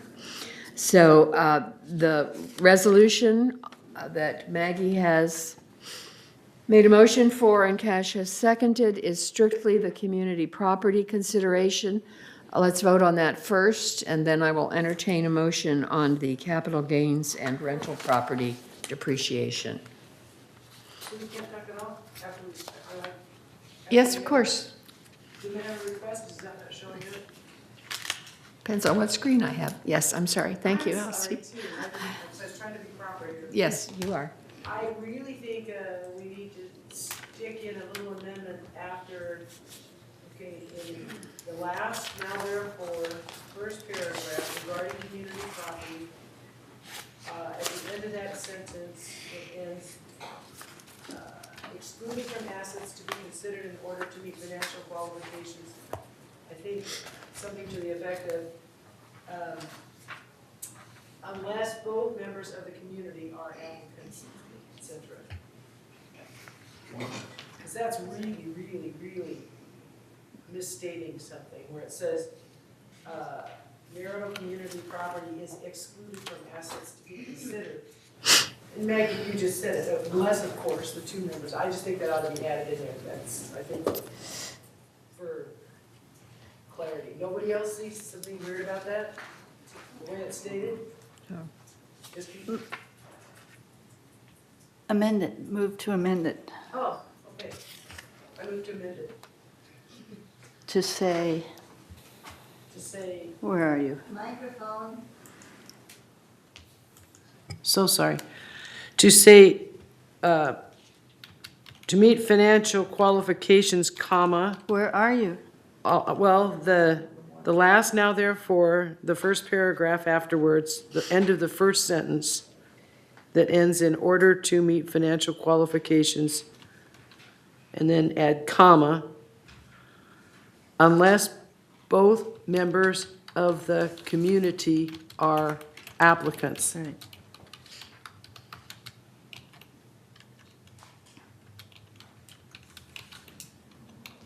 Or qualifiers, or whatever word you want to use.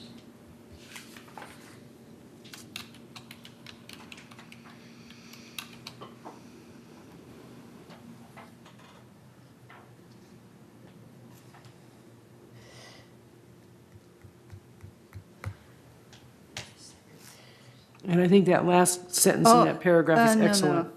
Only when one partner is purchasing. No. It's his or her sole the second sentence. So instead, I put unless, so you want to put a positive exclusionary Right. phrase then. Okay, either way, you got it. Well, it says in the next sentence that it's not considered if purchasing a unit as his or her sole property. Not exactly, Madam Chair, that is actually a caveat that if one used community property in order to qualify for property that was to be sole and separate property, the very fact of using that community property would, in essence, transform the sole property into community property. That's what that means. Okay. So we say only, It's like commingling, if you will. Yeah, sole well, that's what the and third community. sentence says. only, I'm sorry? only, That's what the third sentence says. right, but, No, it's the. no, that's, Oh, excuse me, you're absolutely right. Likewise, I skipped that.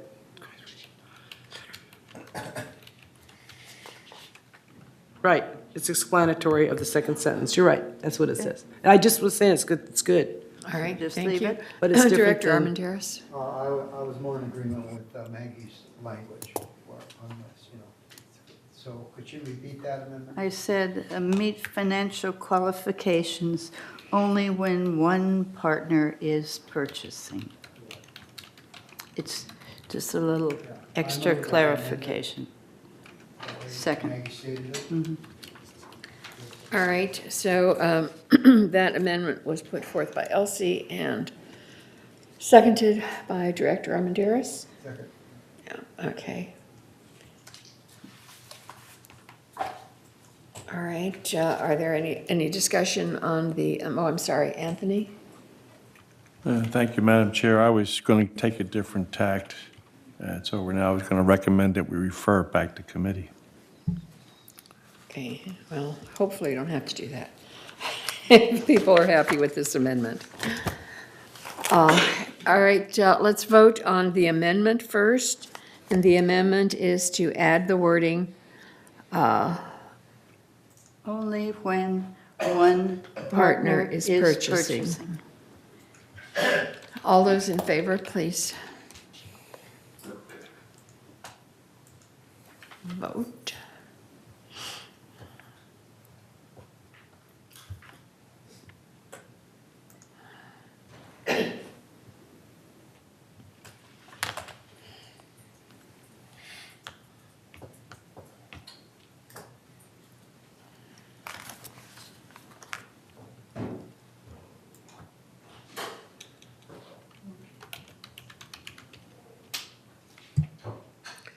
All right, the amendment passes with 9 yeses, 1 no, and 1 abstain. Now the amended motion, we'll vote on the amended motion, the motion as amended.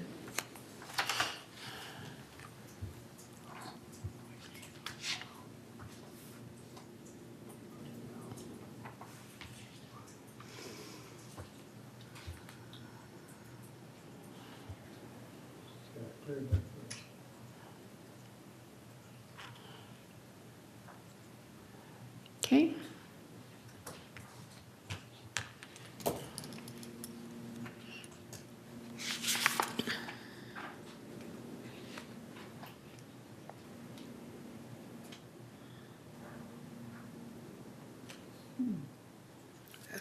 All right, the amended motion passes 11-0. All right. Since you're also chair of document review, do you want to take the other 2 things on capital gains and rental property back to your committee, or do you want to make a motion Certainly. to approve those? Oh, well, What would you? They're not in amendment, they're motion, not, resolution they're form, not in the so- resolution form, so I think we should All right. send it back to the committee, and we'll put it in the resolution. In the resolution form, okay, well, we don't need a motion to do that since we didn't have one on here. Okay, so those will go back to governing docs. Okay.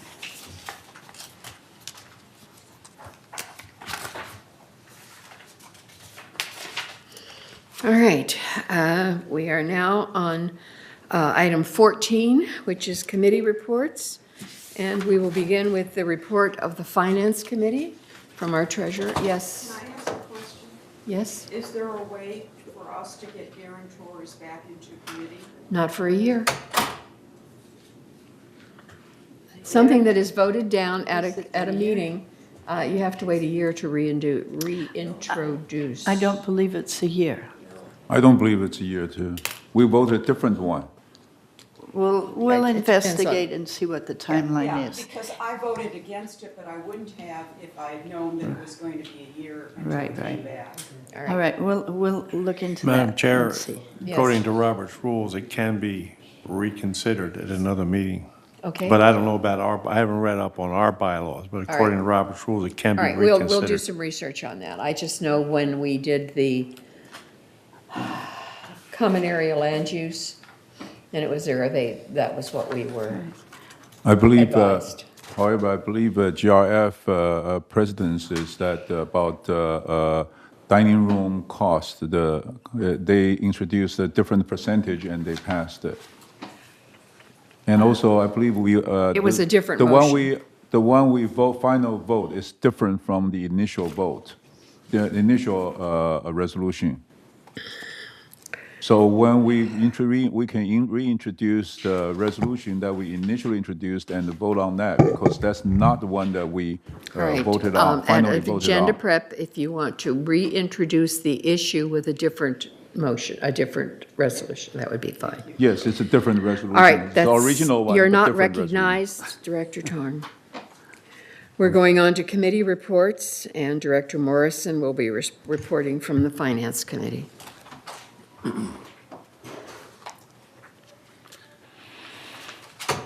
Okay, slide 1.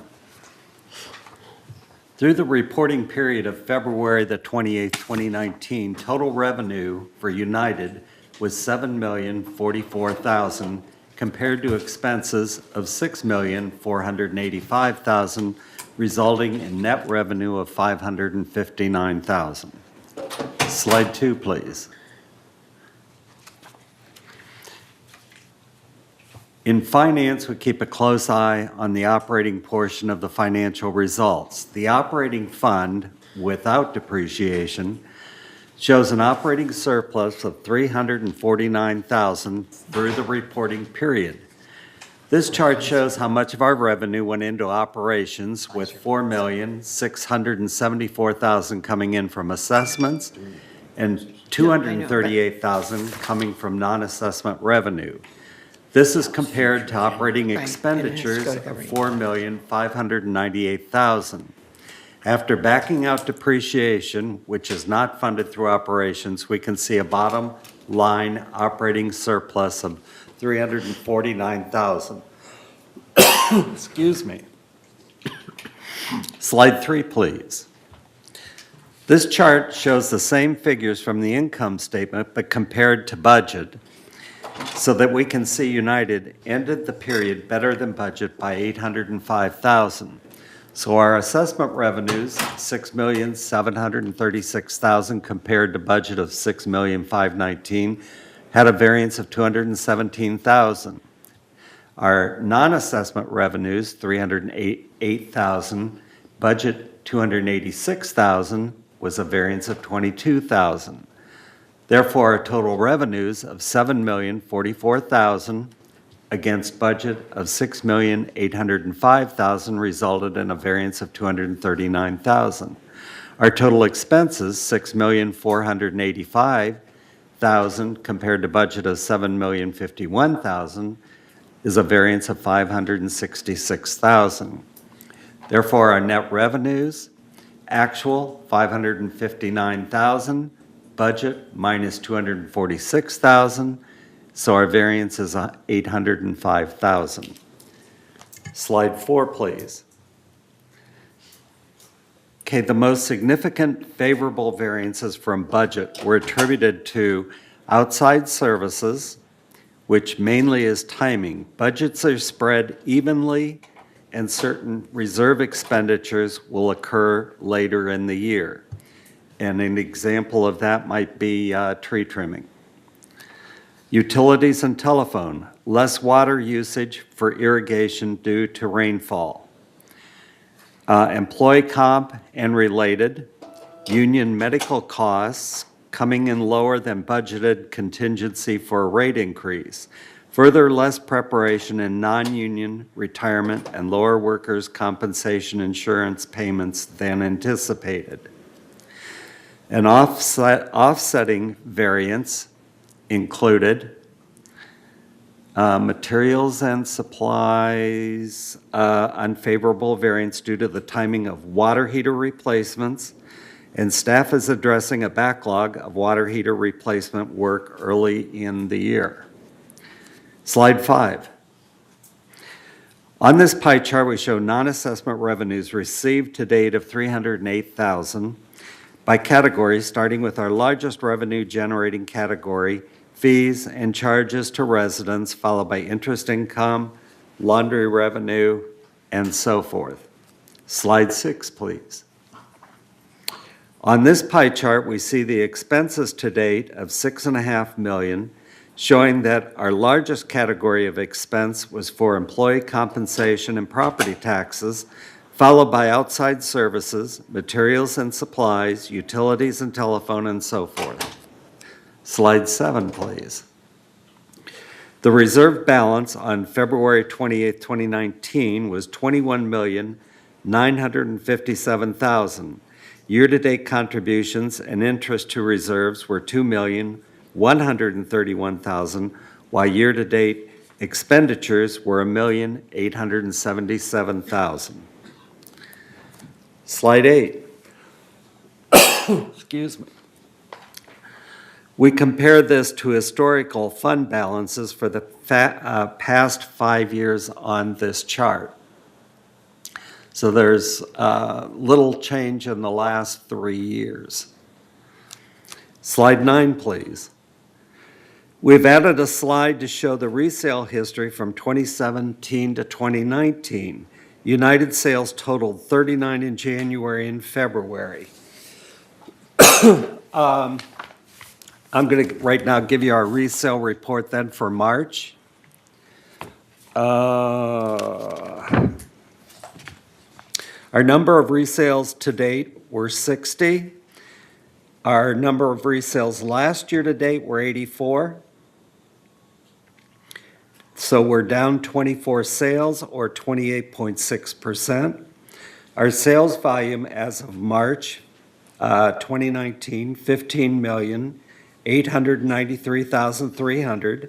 Our sales volume as of a year ago in March, 23,230,240. So we're down 7 million. No, we do not have a chart. It's No, this is, it's page 3 of 6. it's this that Oh, maybe. you should have. It came separate. Separate. Oh, okay, yeah, I received that, but I read the home, I didn't know that. Okay, where am I? So it's down $7,336,940, so it's down 32% year-to-date.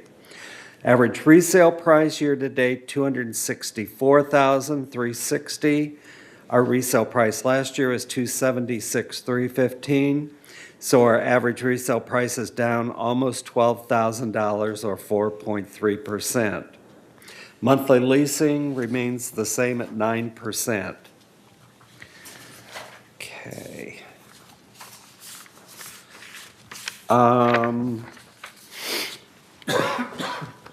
I think one thing that I want to comment on, and this is maybe out of order, out of line, but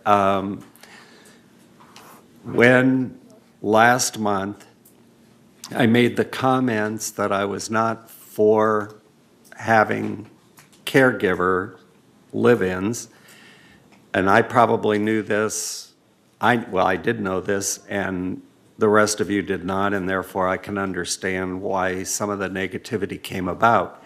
We had 2 complaints. I had one female who came to me in resident orientation, and her mother had bought a place, and the bedroom and bathroom had, because of the person had been in bed for years, had smelled of feces, urine, and vomit. And they could not get it removed from the walls and the flooring, and therefore, in a discussion with our engineers here, found that it could result in charges to us of $50,000 to $100,000 per unit. So therefore, with 2 of them, I think we're asking for troubles, and that's why I brought that up last month. In our finance committee, we had a payment plan for delinquent assessments.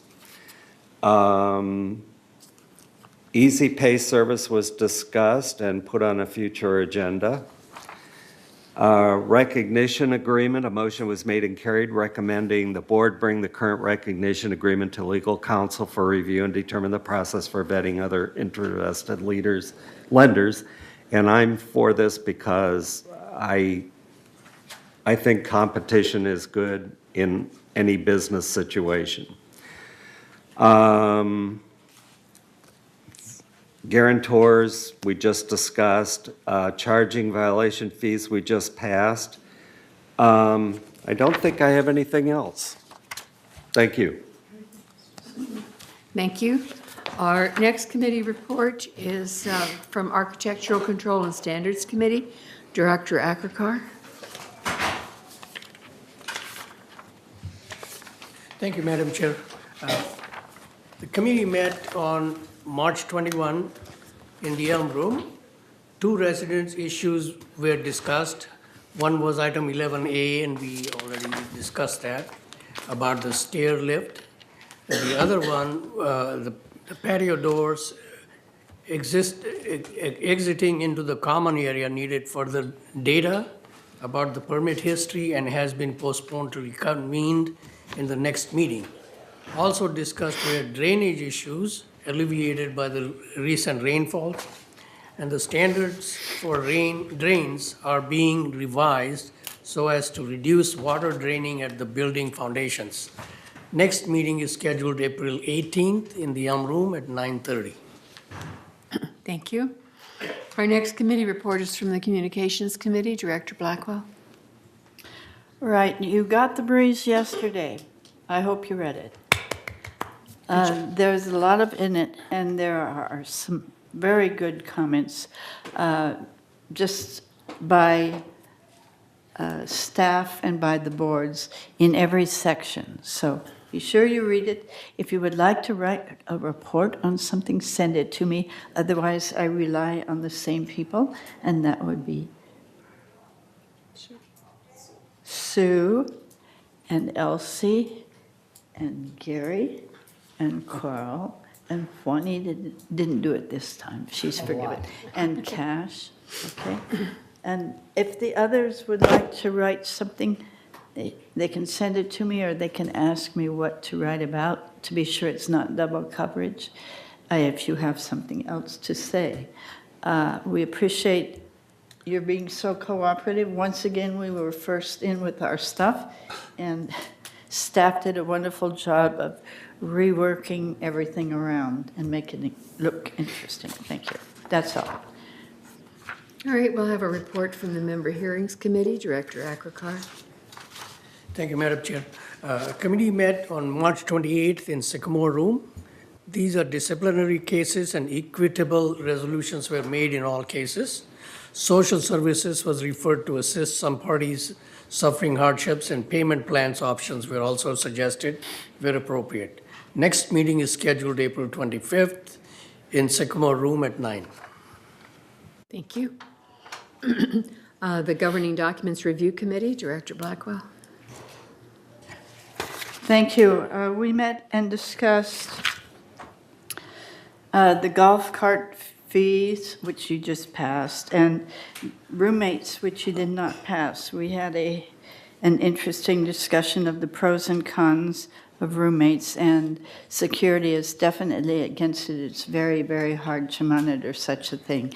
It's so helpful if it works out perfectly, and it's such a disaster for a senior if anything goes wrong, and what happens to the roommate if they get sick, and who's to care for them, and all of these things came up, and it's just an impossible nightmare legally for the resident who has the roommate, and for United, and for the village. It's just too great a problem. I wish we were in an ideal world, but we are not. So that was voted down soundly after some very good points were made by several people, including Mary Stone. And then we discussed the election rules as they relate to the bylaws. And we have a new election company because the old one retired, not because they got lost or fired or arrested. So they were retired. It's a one-man company, and after all these years, he's retired. So we do have a new company. So we want to run our schedule by them first before we actually declare what our schedule is, to be sure that they have enough time to print up the statements in the ballots and to get the names and all that sort of thing. So we'll get that schedule out to you as soon as possible. And we will review and discuss the election rules as they relate to the bylaws. We made some suggestions, and we think those will be good. We're discussing the law regarding the canvassing policy. It's pretty much as I said. we allow canvassing, we will allow canvassing, but gate entry is a question for GRF. And then the ability of a resident to say no to a canvasser should be okay with a sign at your door. That's all. We will add in the guarantors again and finish that up and get the other one, which needs parts added to it for the golf cart. Or which one was it? Financial Financials. All right, thank you. And our next meeting is April 22nd. That's this month. Hope to see you there. Thank you. Okay, well, take a deep breath. You're on next. Landscape Committee.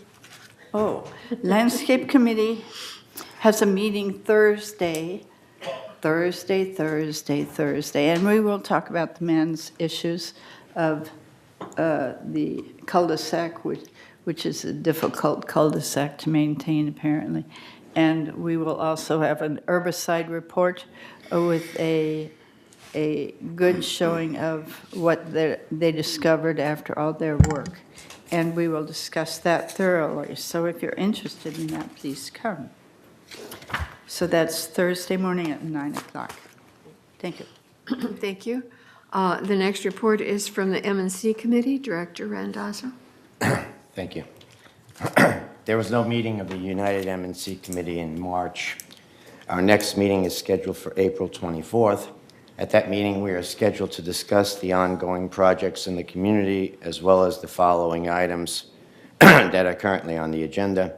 Water detection devices, like flood buzz or facsimile. We had discussed the fact that we wanted to resurrect that discussion. An update of the progress being made by Sue Margolis and as the chair of the Solar Power Plant Task Force. She'll be making some sort of a progress report. And then drainage issues at Avenida, Sevilla, and El Toro Road. Our advisor has some information on that. Haven't been able to get through to him. I'm assuming he's still going to be doing that at that meeting. But that's currently on the agenda. All residents are invited. Come join us at 9 a.m. on April 24th in this room here. Thank you. Thank you. And the Village Energy Task Force? And the Village Energy Task Force meeting was held on March 6th. However, our last board meeting was on March 12th. So at that board meeting, I reported on the items that we discussed at that last Energy Task Force meeting. However, a couple of questions have come up on one specific item, and there's been a lot of questions regarding that. And I'm going to recap that one item, and hopefully everybody will understand what I have to say. At that meeting and at the GRF M&C meeting, we recommended approval of a budget for 8 electric vehicle charging stations that will be installed on 4 bollards in the community center parking lot adjacent to the 2 currently installed bollards. This budget was then recommended for approval at the GRF Finance Committee meeting and subsequently approved by the GRF board. Now, this affects us, the whole thing, because GRF is part of us. With this money for 4 bollards, they will contain a total of 8 chargers that will be installed in the community center parking lot and not in the village, because the parking lot is a public space, and as such, if we add EV stations in a public space, we are eligible under the Southern California Incentive Project to be reimbursed up to 75% of the cost, up to $210,000. The other reason to have them located there is the fact that we have most of the infrastructure in place adjacent to those other 2 bollards to support the additions, and therefore this would minimize the cost of the installation. Within the village, there is no public access, so we are not eligible for any monies through the incentive program. In order to take advantage of this incentive program, this work needs to be completed by October of this year, so therefore there's a rush. By the way, for those who have asked, these charging stations will not be free to use. I repeat, they are not free. To use them, you will pay by credit card, just like any other bollard. There will be probably maybe some discount to residents that use that, and but the fine particulars of that are not currently been addressed. So just be aware of the fact. Those 8 bollards are for our future, and it's money that we're going to get from the Southern California Incentive Program. Thank you. Thank you. Oh, and by the way, the date of our next meeting is May 1st at 1:30 PM in the boardroom, and all residents are invited. A report, please, from the Resident Advisory Committee, Director Akrakar. Thank you, Madam Chair. Last 2 months, I was getting some phone calls after Director Margolis gave my cell number, cell number as well as my email address, but I didn't get any recently. People should, whoever you have a complaint, please send me an email, and we'll worry about it and take care of it. And also attend the Resident Advisory Committee. Like the gentleman last week came in, on March 14th, came in and complained about noise violation from the upstairs neighbor.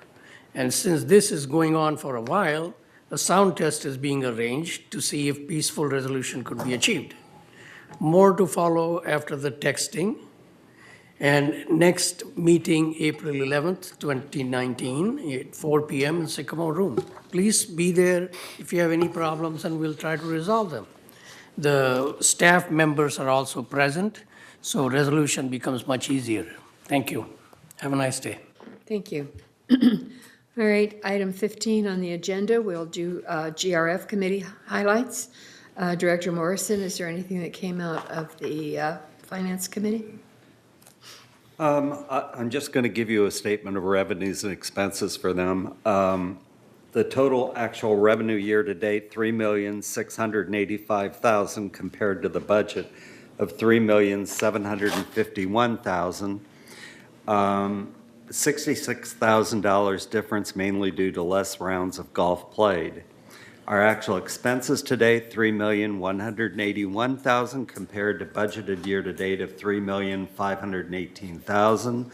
Better than budget by $337,000, mainly due to timing.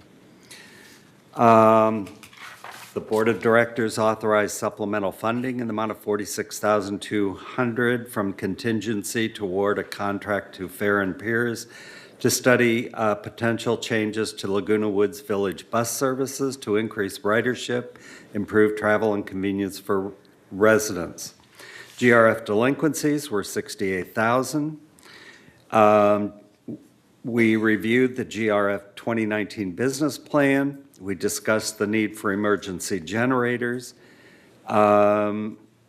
We discussed insurance renewals for GRF. And we discussed supplemental funding for the community energy consultant. Next meeting, April 24th at 1:30. Thank you.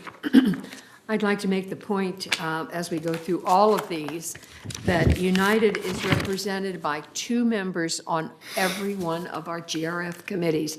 We do have input, and we do care about what's going on as we go into the budget process.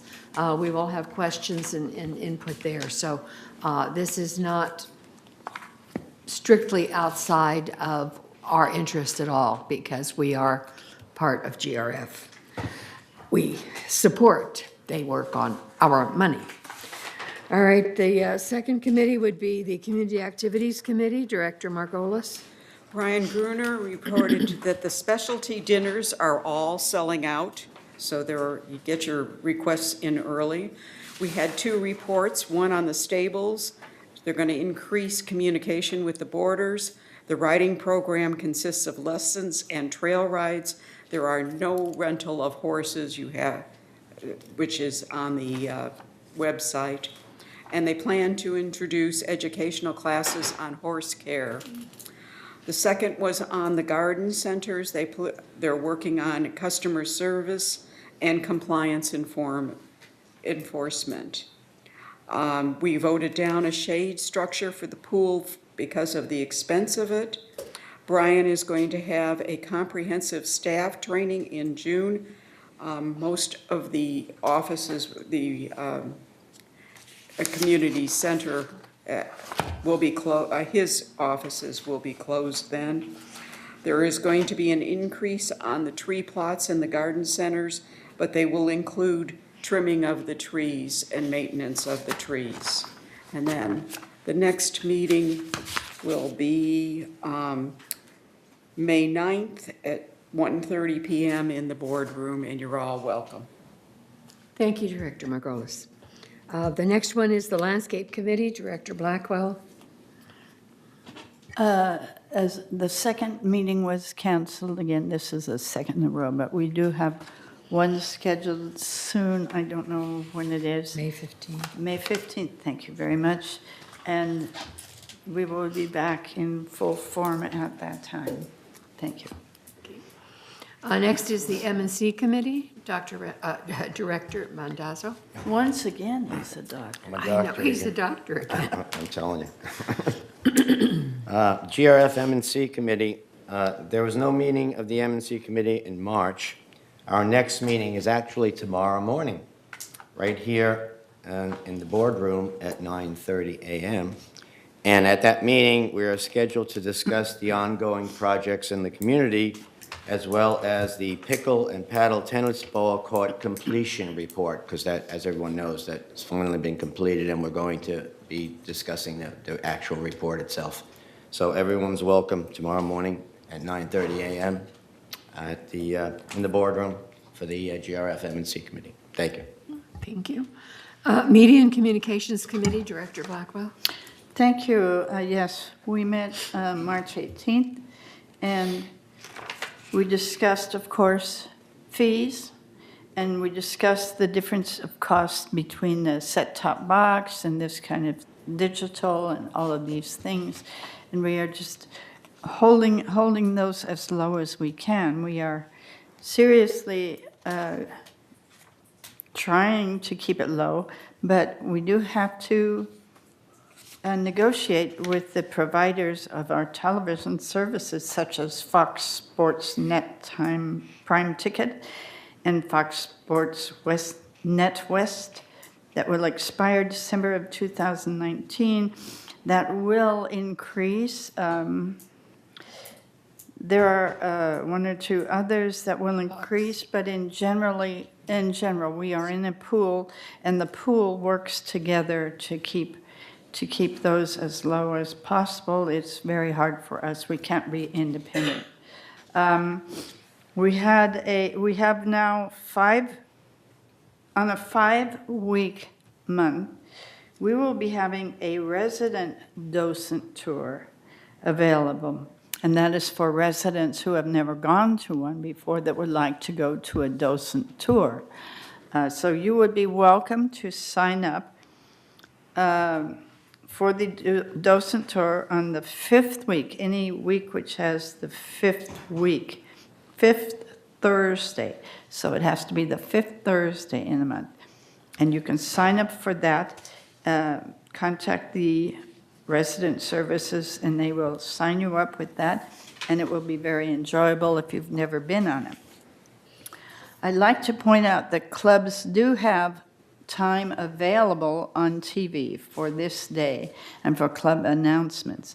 So if your club would like to be on TV for 10 minutes, but they need to let TV6 know, and they will schedule you and interview you, and it's always very nice. Sometimes some clubs do it regularly, some clubs televise their programs, which they put on, but that costs money.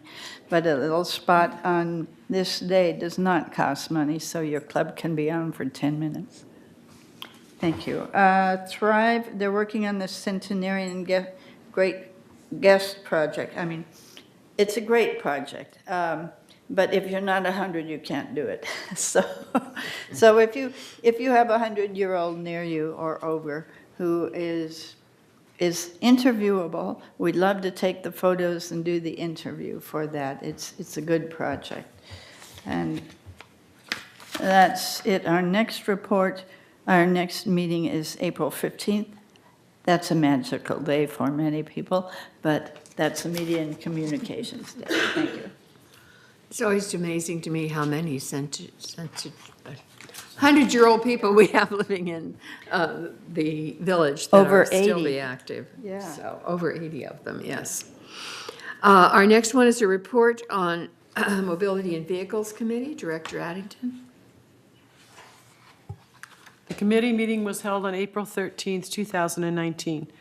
This committee concerns itself with mobility issues, including buses and other transportation, as well as various vehicles utilized by VMS personnel.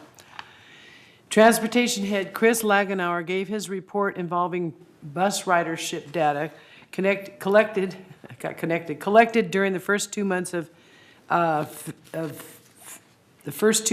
2019. Plan a Ride provided an average of 1,894 complete rides per month. That's a trip ride, representing approximately 300 individual riders. The Easy Rider fixed route buses, now this is over 2 months, but on an average per month, the fixed route buses were 7,970 trips per month, about 8,000. And that represented approximately 600 passengers. Now, neither one of those figures, the 1,894 a month and the 8,000 a month, that's in addition to 113 riders for our destination shopping program, which is almost always, I mean, they're even having to do it by lottery now because it's so popular. It's like the handyman project.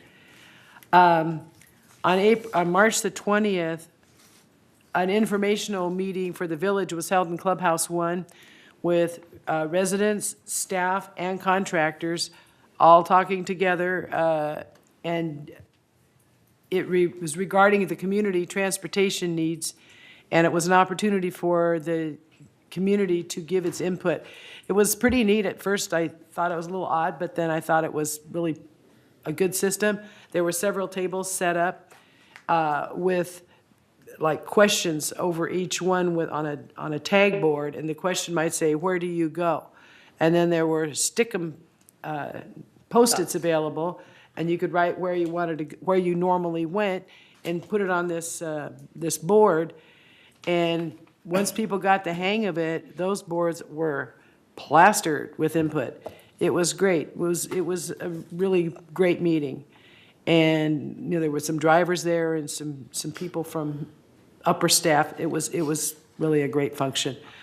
But the best thing was on March 15th, when several of us got to take a joyride through the village on a potential new bus. It's I believe it was 24 capacity, and it was a Chevy engine and a Chevy frame, and it was, I know that sounds a little weird, but it really was a lot of fun driving in it smelled like a brand new car. It was just really nice.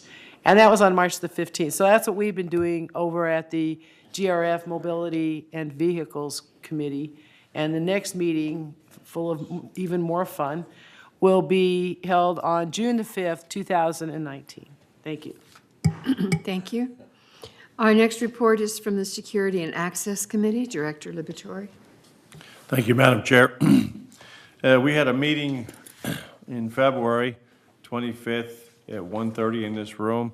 Don Tibbetts was the chair from GRF, and Commander Tim Moy reported to the committee. The first item was people from the audience responding to questions from the audience regarding security's move here to the community center. Commander Moy reported that Department Head Mr. Ernesto Munoz has met with the city, and the city has green-lighted the move. The security will bring 17 vehicles and additional employee parking. So they have determined that we have space for 35 spaces available, so that shouldn't be a problem. And then the rest of the report was involved Gate 2 and Gate 8, which is over now, and 3 and 7.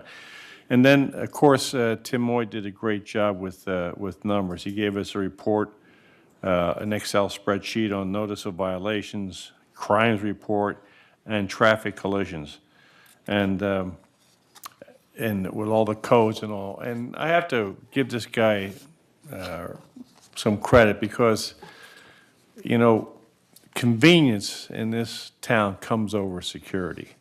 And so my hat's off to him. He's got a tough job. That's the end of my report, man. Thank you. Our next report is on the Laguna Woods Village traffic hearings. Director Torn.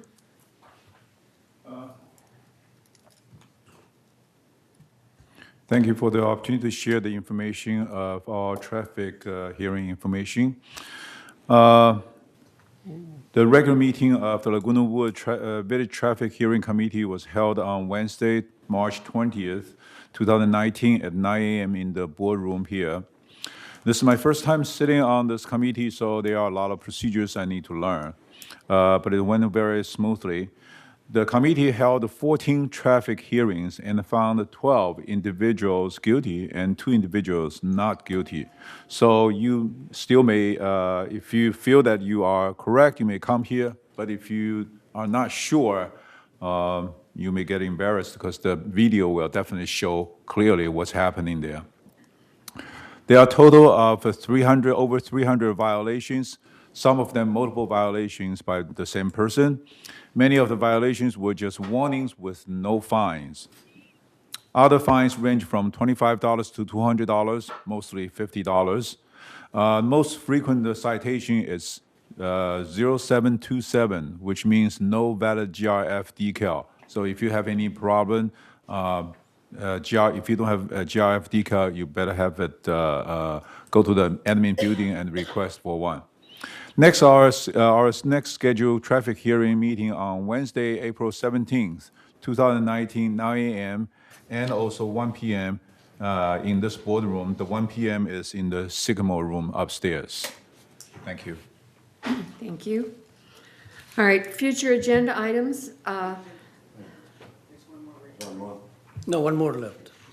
Oh, I'm sorry, disaster preparedness, you are so correct. Director Ackerker. Thank you, Madam Chair. I'm hurrying. I thought we'd get through by noon, but we didn't. Task force met on 26th of March. Chief Moore and his team are doing an excellent job and making sure we are prepared for disaster. Now it's up to us, all individuals, to cooperate with his team and volunteer wherever is needed. It's also up to us to make sure we know the plan already laid out before us, so the actual disaster, we are really prepared. Coming down to other things, clubhouses 1, 2, and 5 do have emergency generators. Clubhouse 4 and 6 have been requested but not yet approved, and the cost estimate for these, Clubhouse 4 is $40,000 and Clubhouse 6 is $20,000. The Earthquake County Alliance meeting is being organized tentative around November 19, 2019. About 200 people are expected to attend from different Orange County areas. Clubhouse tours and disaster preparedness, with disaster preparedness in mind, were conducted, and all clubhouses are mapped as to the activities during the disaster. Gates number 2 and 8 now have arms. Gate number 3 and 7 are now in the upgrade mode. Earthquake awareness meeting scheduled for June 8th, and everyone is urged to attend. Mark Benchin, who is the chief of Earthquake County Alliance, will address the attendees. Radio communication exercise is scheduled for May 4th so that all the radio operators are in place and working.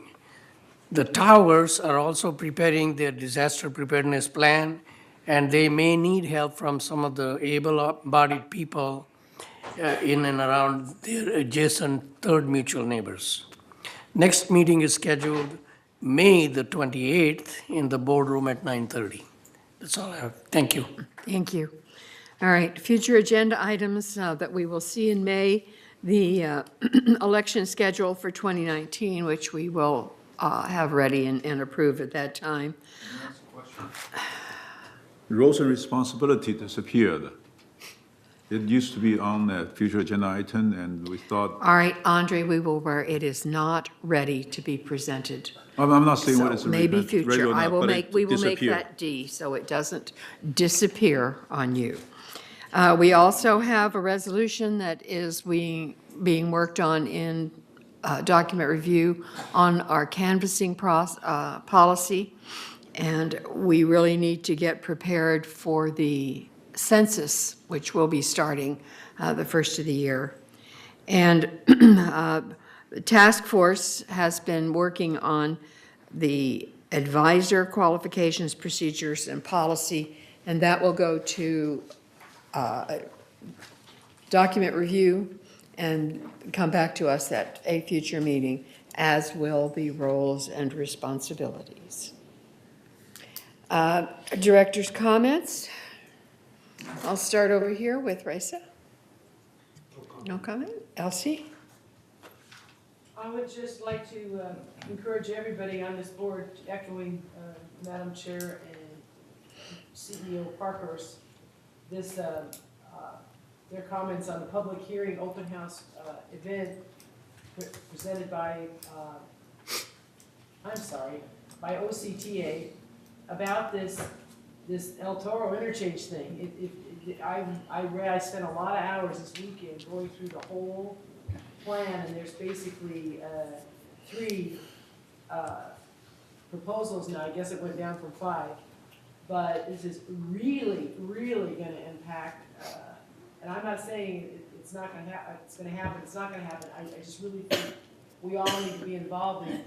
For one little tiny thing, they mentioned that our average income over here, and that's kind of hard to figure it out because there's always different. And it doesn't matter. It was like, okay, say it's $45,000 per household, something like that. And then they say, and this is like in the impacts this is going to have on various, people, lower income people and elderly people are 2 things they have to address in their environmental impact report. And they stated that our average income was around $42,000 a year. And then they said, but the national average at poverty level is $27,000, so clearly there's no impact to these people.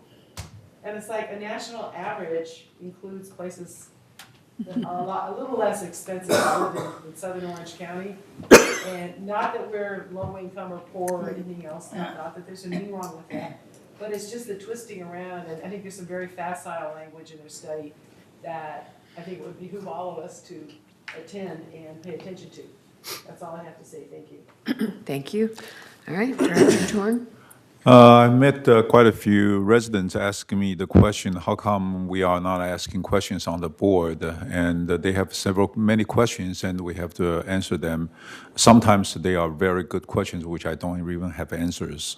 So I promised them I will bring those questions to, and also promised them I will not be a rubber stamp. I will always bring the questions that they think is important to them and bring to the board. Thank you. Thank you. Director Akrakar? I do have a little sour taste in my mouth today. We, on 12A, we had a resolution made in March, and 28-day notification was complete, and then we reintroduced it with some modifications and changes in it, and then disapproved it. I mean, what is the point of having something go out and have complied 28 days and then come back and reject? We should not, I feel we should not make changes once it has been through the grind mill and approved. That's why we why we have Other than that, I 28 think the days meeting was notice. nice. I think we should not separate people from having assets in California alone, because that is going to reduce people we would otherwise have. How we collect should be, open. I mean, 99% of the cases are collected. We have restriction that the assets be in this country, which should be maintained instead of just focusing just on assets in California. Thank you. That's all I have to say. Director Armendariz? Thank you, Juanita. I think I'll get the bad stuff out of the way first, and that's that I am very disappointed we haven't made more progress on complying with Civil Code 5500. I've been commenting on this since early January, and here we are in April, And we have been promised that updates will be made, but they haven't happened yet. So we aren't really complying with the requirements of that law. To move on to more positive things, I do agree with Director Addington, Blackwell, and that we do need to attend the hearing on the El Toro interchange. That's going to be very important to our village. So let's promote a good turnout there so that we can be heard on what our views might be. The next thing is that for all of you out there that are watching us on TV, you do need to attend the Landscape Committee meeting this coming Thursday at 9 o'clock. We're going to have some very good news for you regarding herbicides. And I think the main thing I want to emphasize there is that Kurt Weeman, who is now in charge of the landscaping department, I believe, is going to provide a lot of improvements. He just needs time. He's just taken over the department, and we are shorthanded. I know it sounds like an old excuse, but it's true. And they had already started to make some improvements, such as the tree trimming. And you're going to hear some good news about the herbicides. So perhaps maybe in the future, we'll even start to clean up the creek and do a better job on our lawn maintenance. We all know we need this, and I believe that VMS staff also knows we need this and are working on it. Thank you. Director Mendoza. Yeah, I just want to make comment regarding the fact that board meetings take long enough, and usually we have covered various different topics that are on our agenda.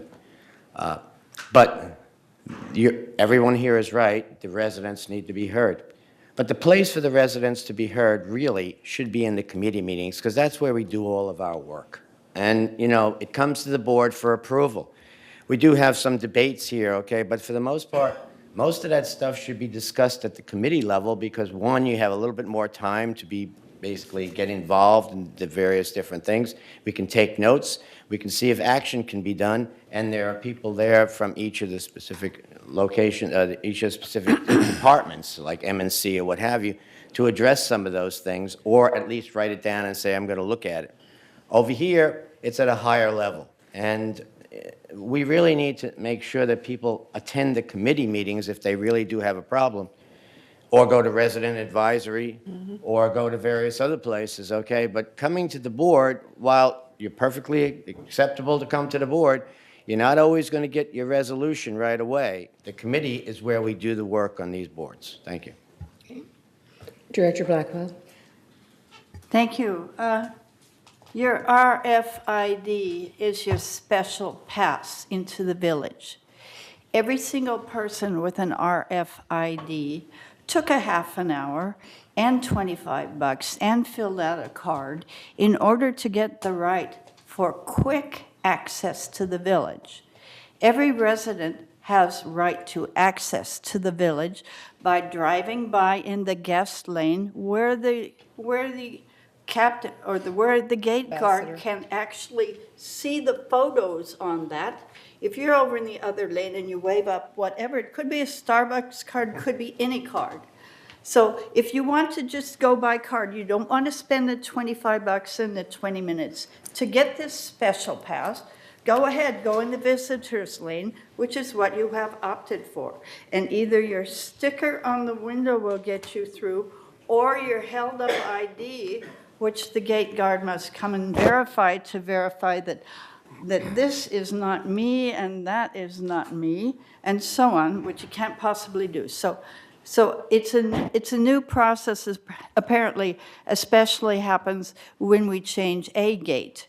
People in 5 and 6 know all of this very well. People in 2 are new and are used to old habits and expect their truck or their whatever to be recognized by their favorite guard or their unfavored guard. So spend your $25. If you want fast and easy access, spend your $25, get your RFID, and then you can come in faster. In governing docs, I look forward to discussing more things. We're going to discuss, of course, the guarantors again and those other things. I second Carl. I get mails, emails, and I get questions on all kinds of things, and I may have the answer because I can look things up and I know where they are. And I send those complaints with my answer to the committee chair, because the committee chair will handle that with the staff. And that's where you get the answer, with the staff. And so that's how it works out. So come to the committee meetings and don't be afraid, but be polite. Thank you. Director Morrison. Yeah, I just want to make a comment about the state requirement of financial reports review. Our lawyer was a part of the group in Sacramento who put this whole law together. He also reviewed our procedures and ascertained that the procedures were in order and are what they were requiring in Sacramento. So there are probably other things that other people want, but it's not a requirement as far as what our attorney has briefed us upon. Thanks. Okay. Director Liberatore? Thank you, Madam Chair. Thanks to Madam Chair, I had the opportunity to attend the Community Association Institute luncheon on March 28th at the Marriott in Irvine, and it was very, very interesting. It was a large setting, a lot of people, vendors, directors, lawyers, and all. And the title of the lunch was called Charting the Course. And it was very, very interesting, especially if you're interested in this thing what the state is doing. That they had two lawyers up there lecturing us on what was happening. I found it very interesting. My only problem was the lectures were given during lunch, and all I could hear was people slamming their forks and their knives down. But I took pretty good copious notes that I'd be glad to share them with you. Real briefly, they discussed claims of unlawful harassment. They discussed MNC discussions on decks, balconies, and what we learned, what they learned, or we learned as a group from the fires, electrical charging stations, contractors deemed as employees, and association finances, which you covered pretty here. But and what I liked about it, it's not one lawyer, there's a group of lawyers, and they talk, and just like we had an LRC, they agree on things, and when they can't agree, they reach to disagree on something. So I like that whole concept. So I thank United and Madam Chair for letting me attend that. And also, this new bill, I'm sure you've heard about, SB 333, is coming up for a vote. I'll leave it up there in the room if you would. That's the extent of my report, Madam. Thank you very much. Director Margolis? About the RFID, I've gotten a number of people who have just bought in saying they're nickel and diming me. They charge me $5,000 to move in here, and then they want another $25. So I think maybe we should go ahead for the new people that are moving in, include the fee within their fees when they buy the place instead of nickel and diming them. I mean, the $5,000 fee should include one RFD, perhaps, but this is not the place for it. Thank you. One final comment. We've had some questions and discussions lately on our smoking policy. And I wanted to bring to everybody's attention that there are two, if you will, smoking policies. The city of Laguna Woods has one smoking policy, which is in public areas. United has their own smoking policy in our area, and it is much more restrictive. And so if you are questioning or interested, please don't hesitate to go online and look for what the smoking policy is, or any of us would be more than happy to talk to you about it. But it is not the same. It is more restrictive. We are a private community, and we can do that. Okay, this meeting is in recess.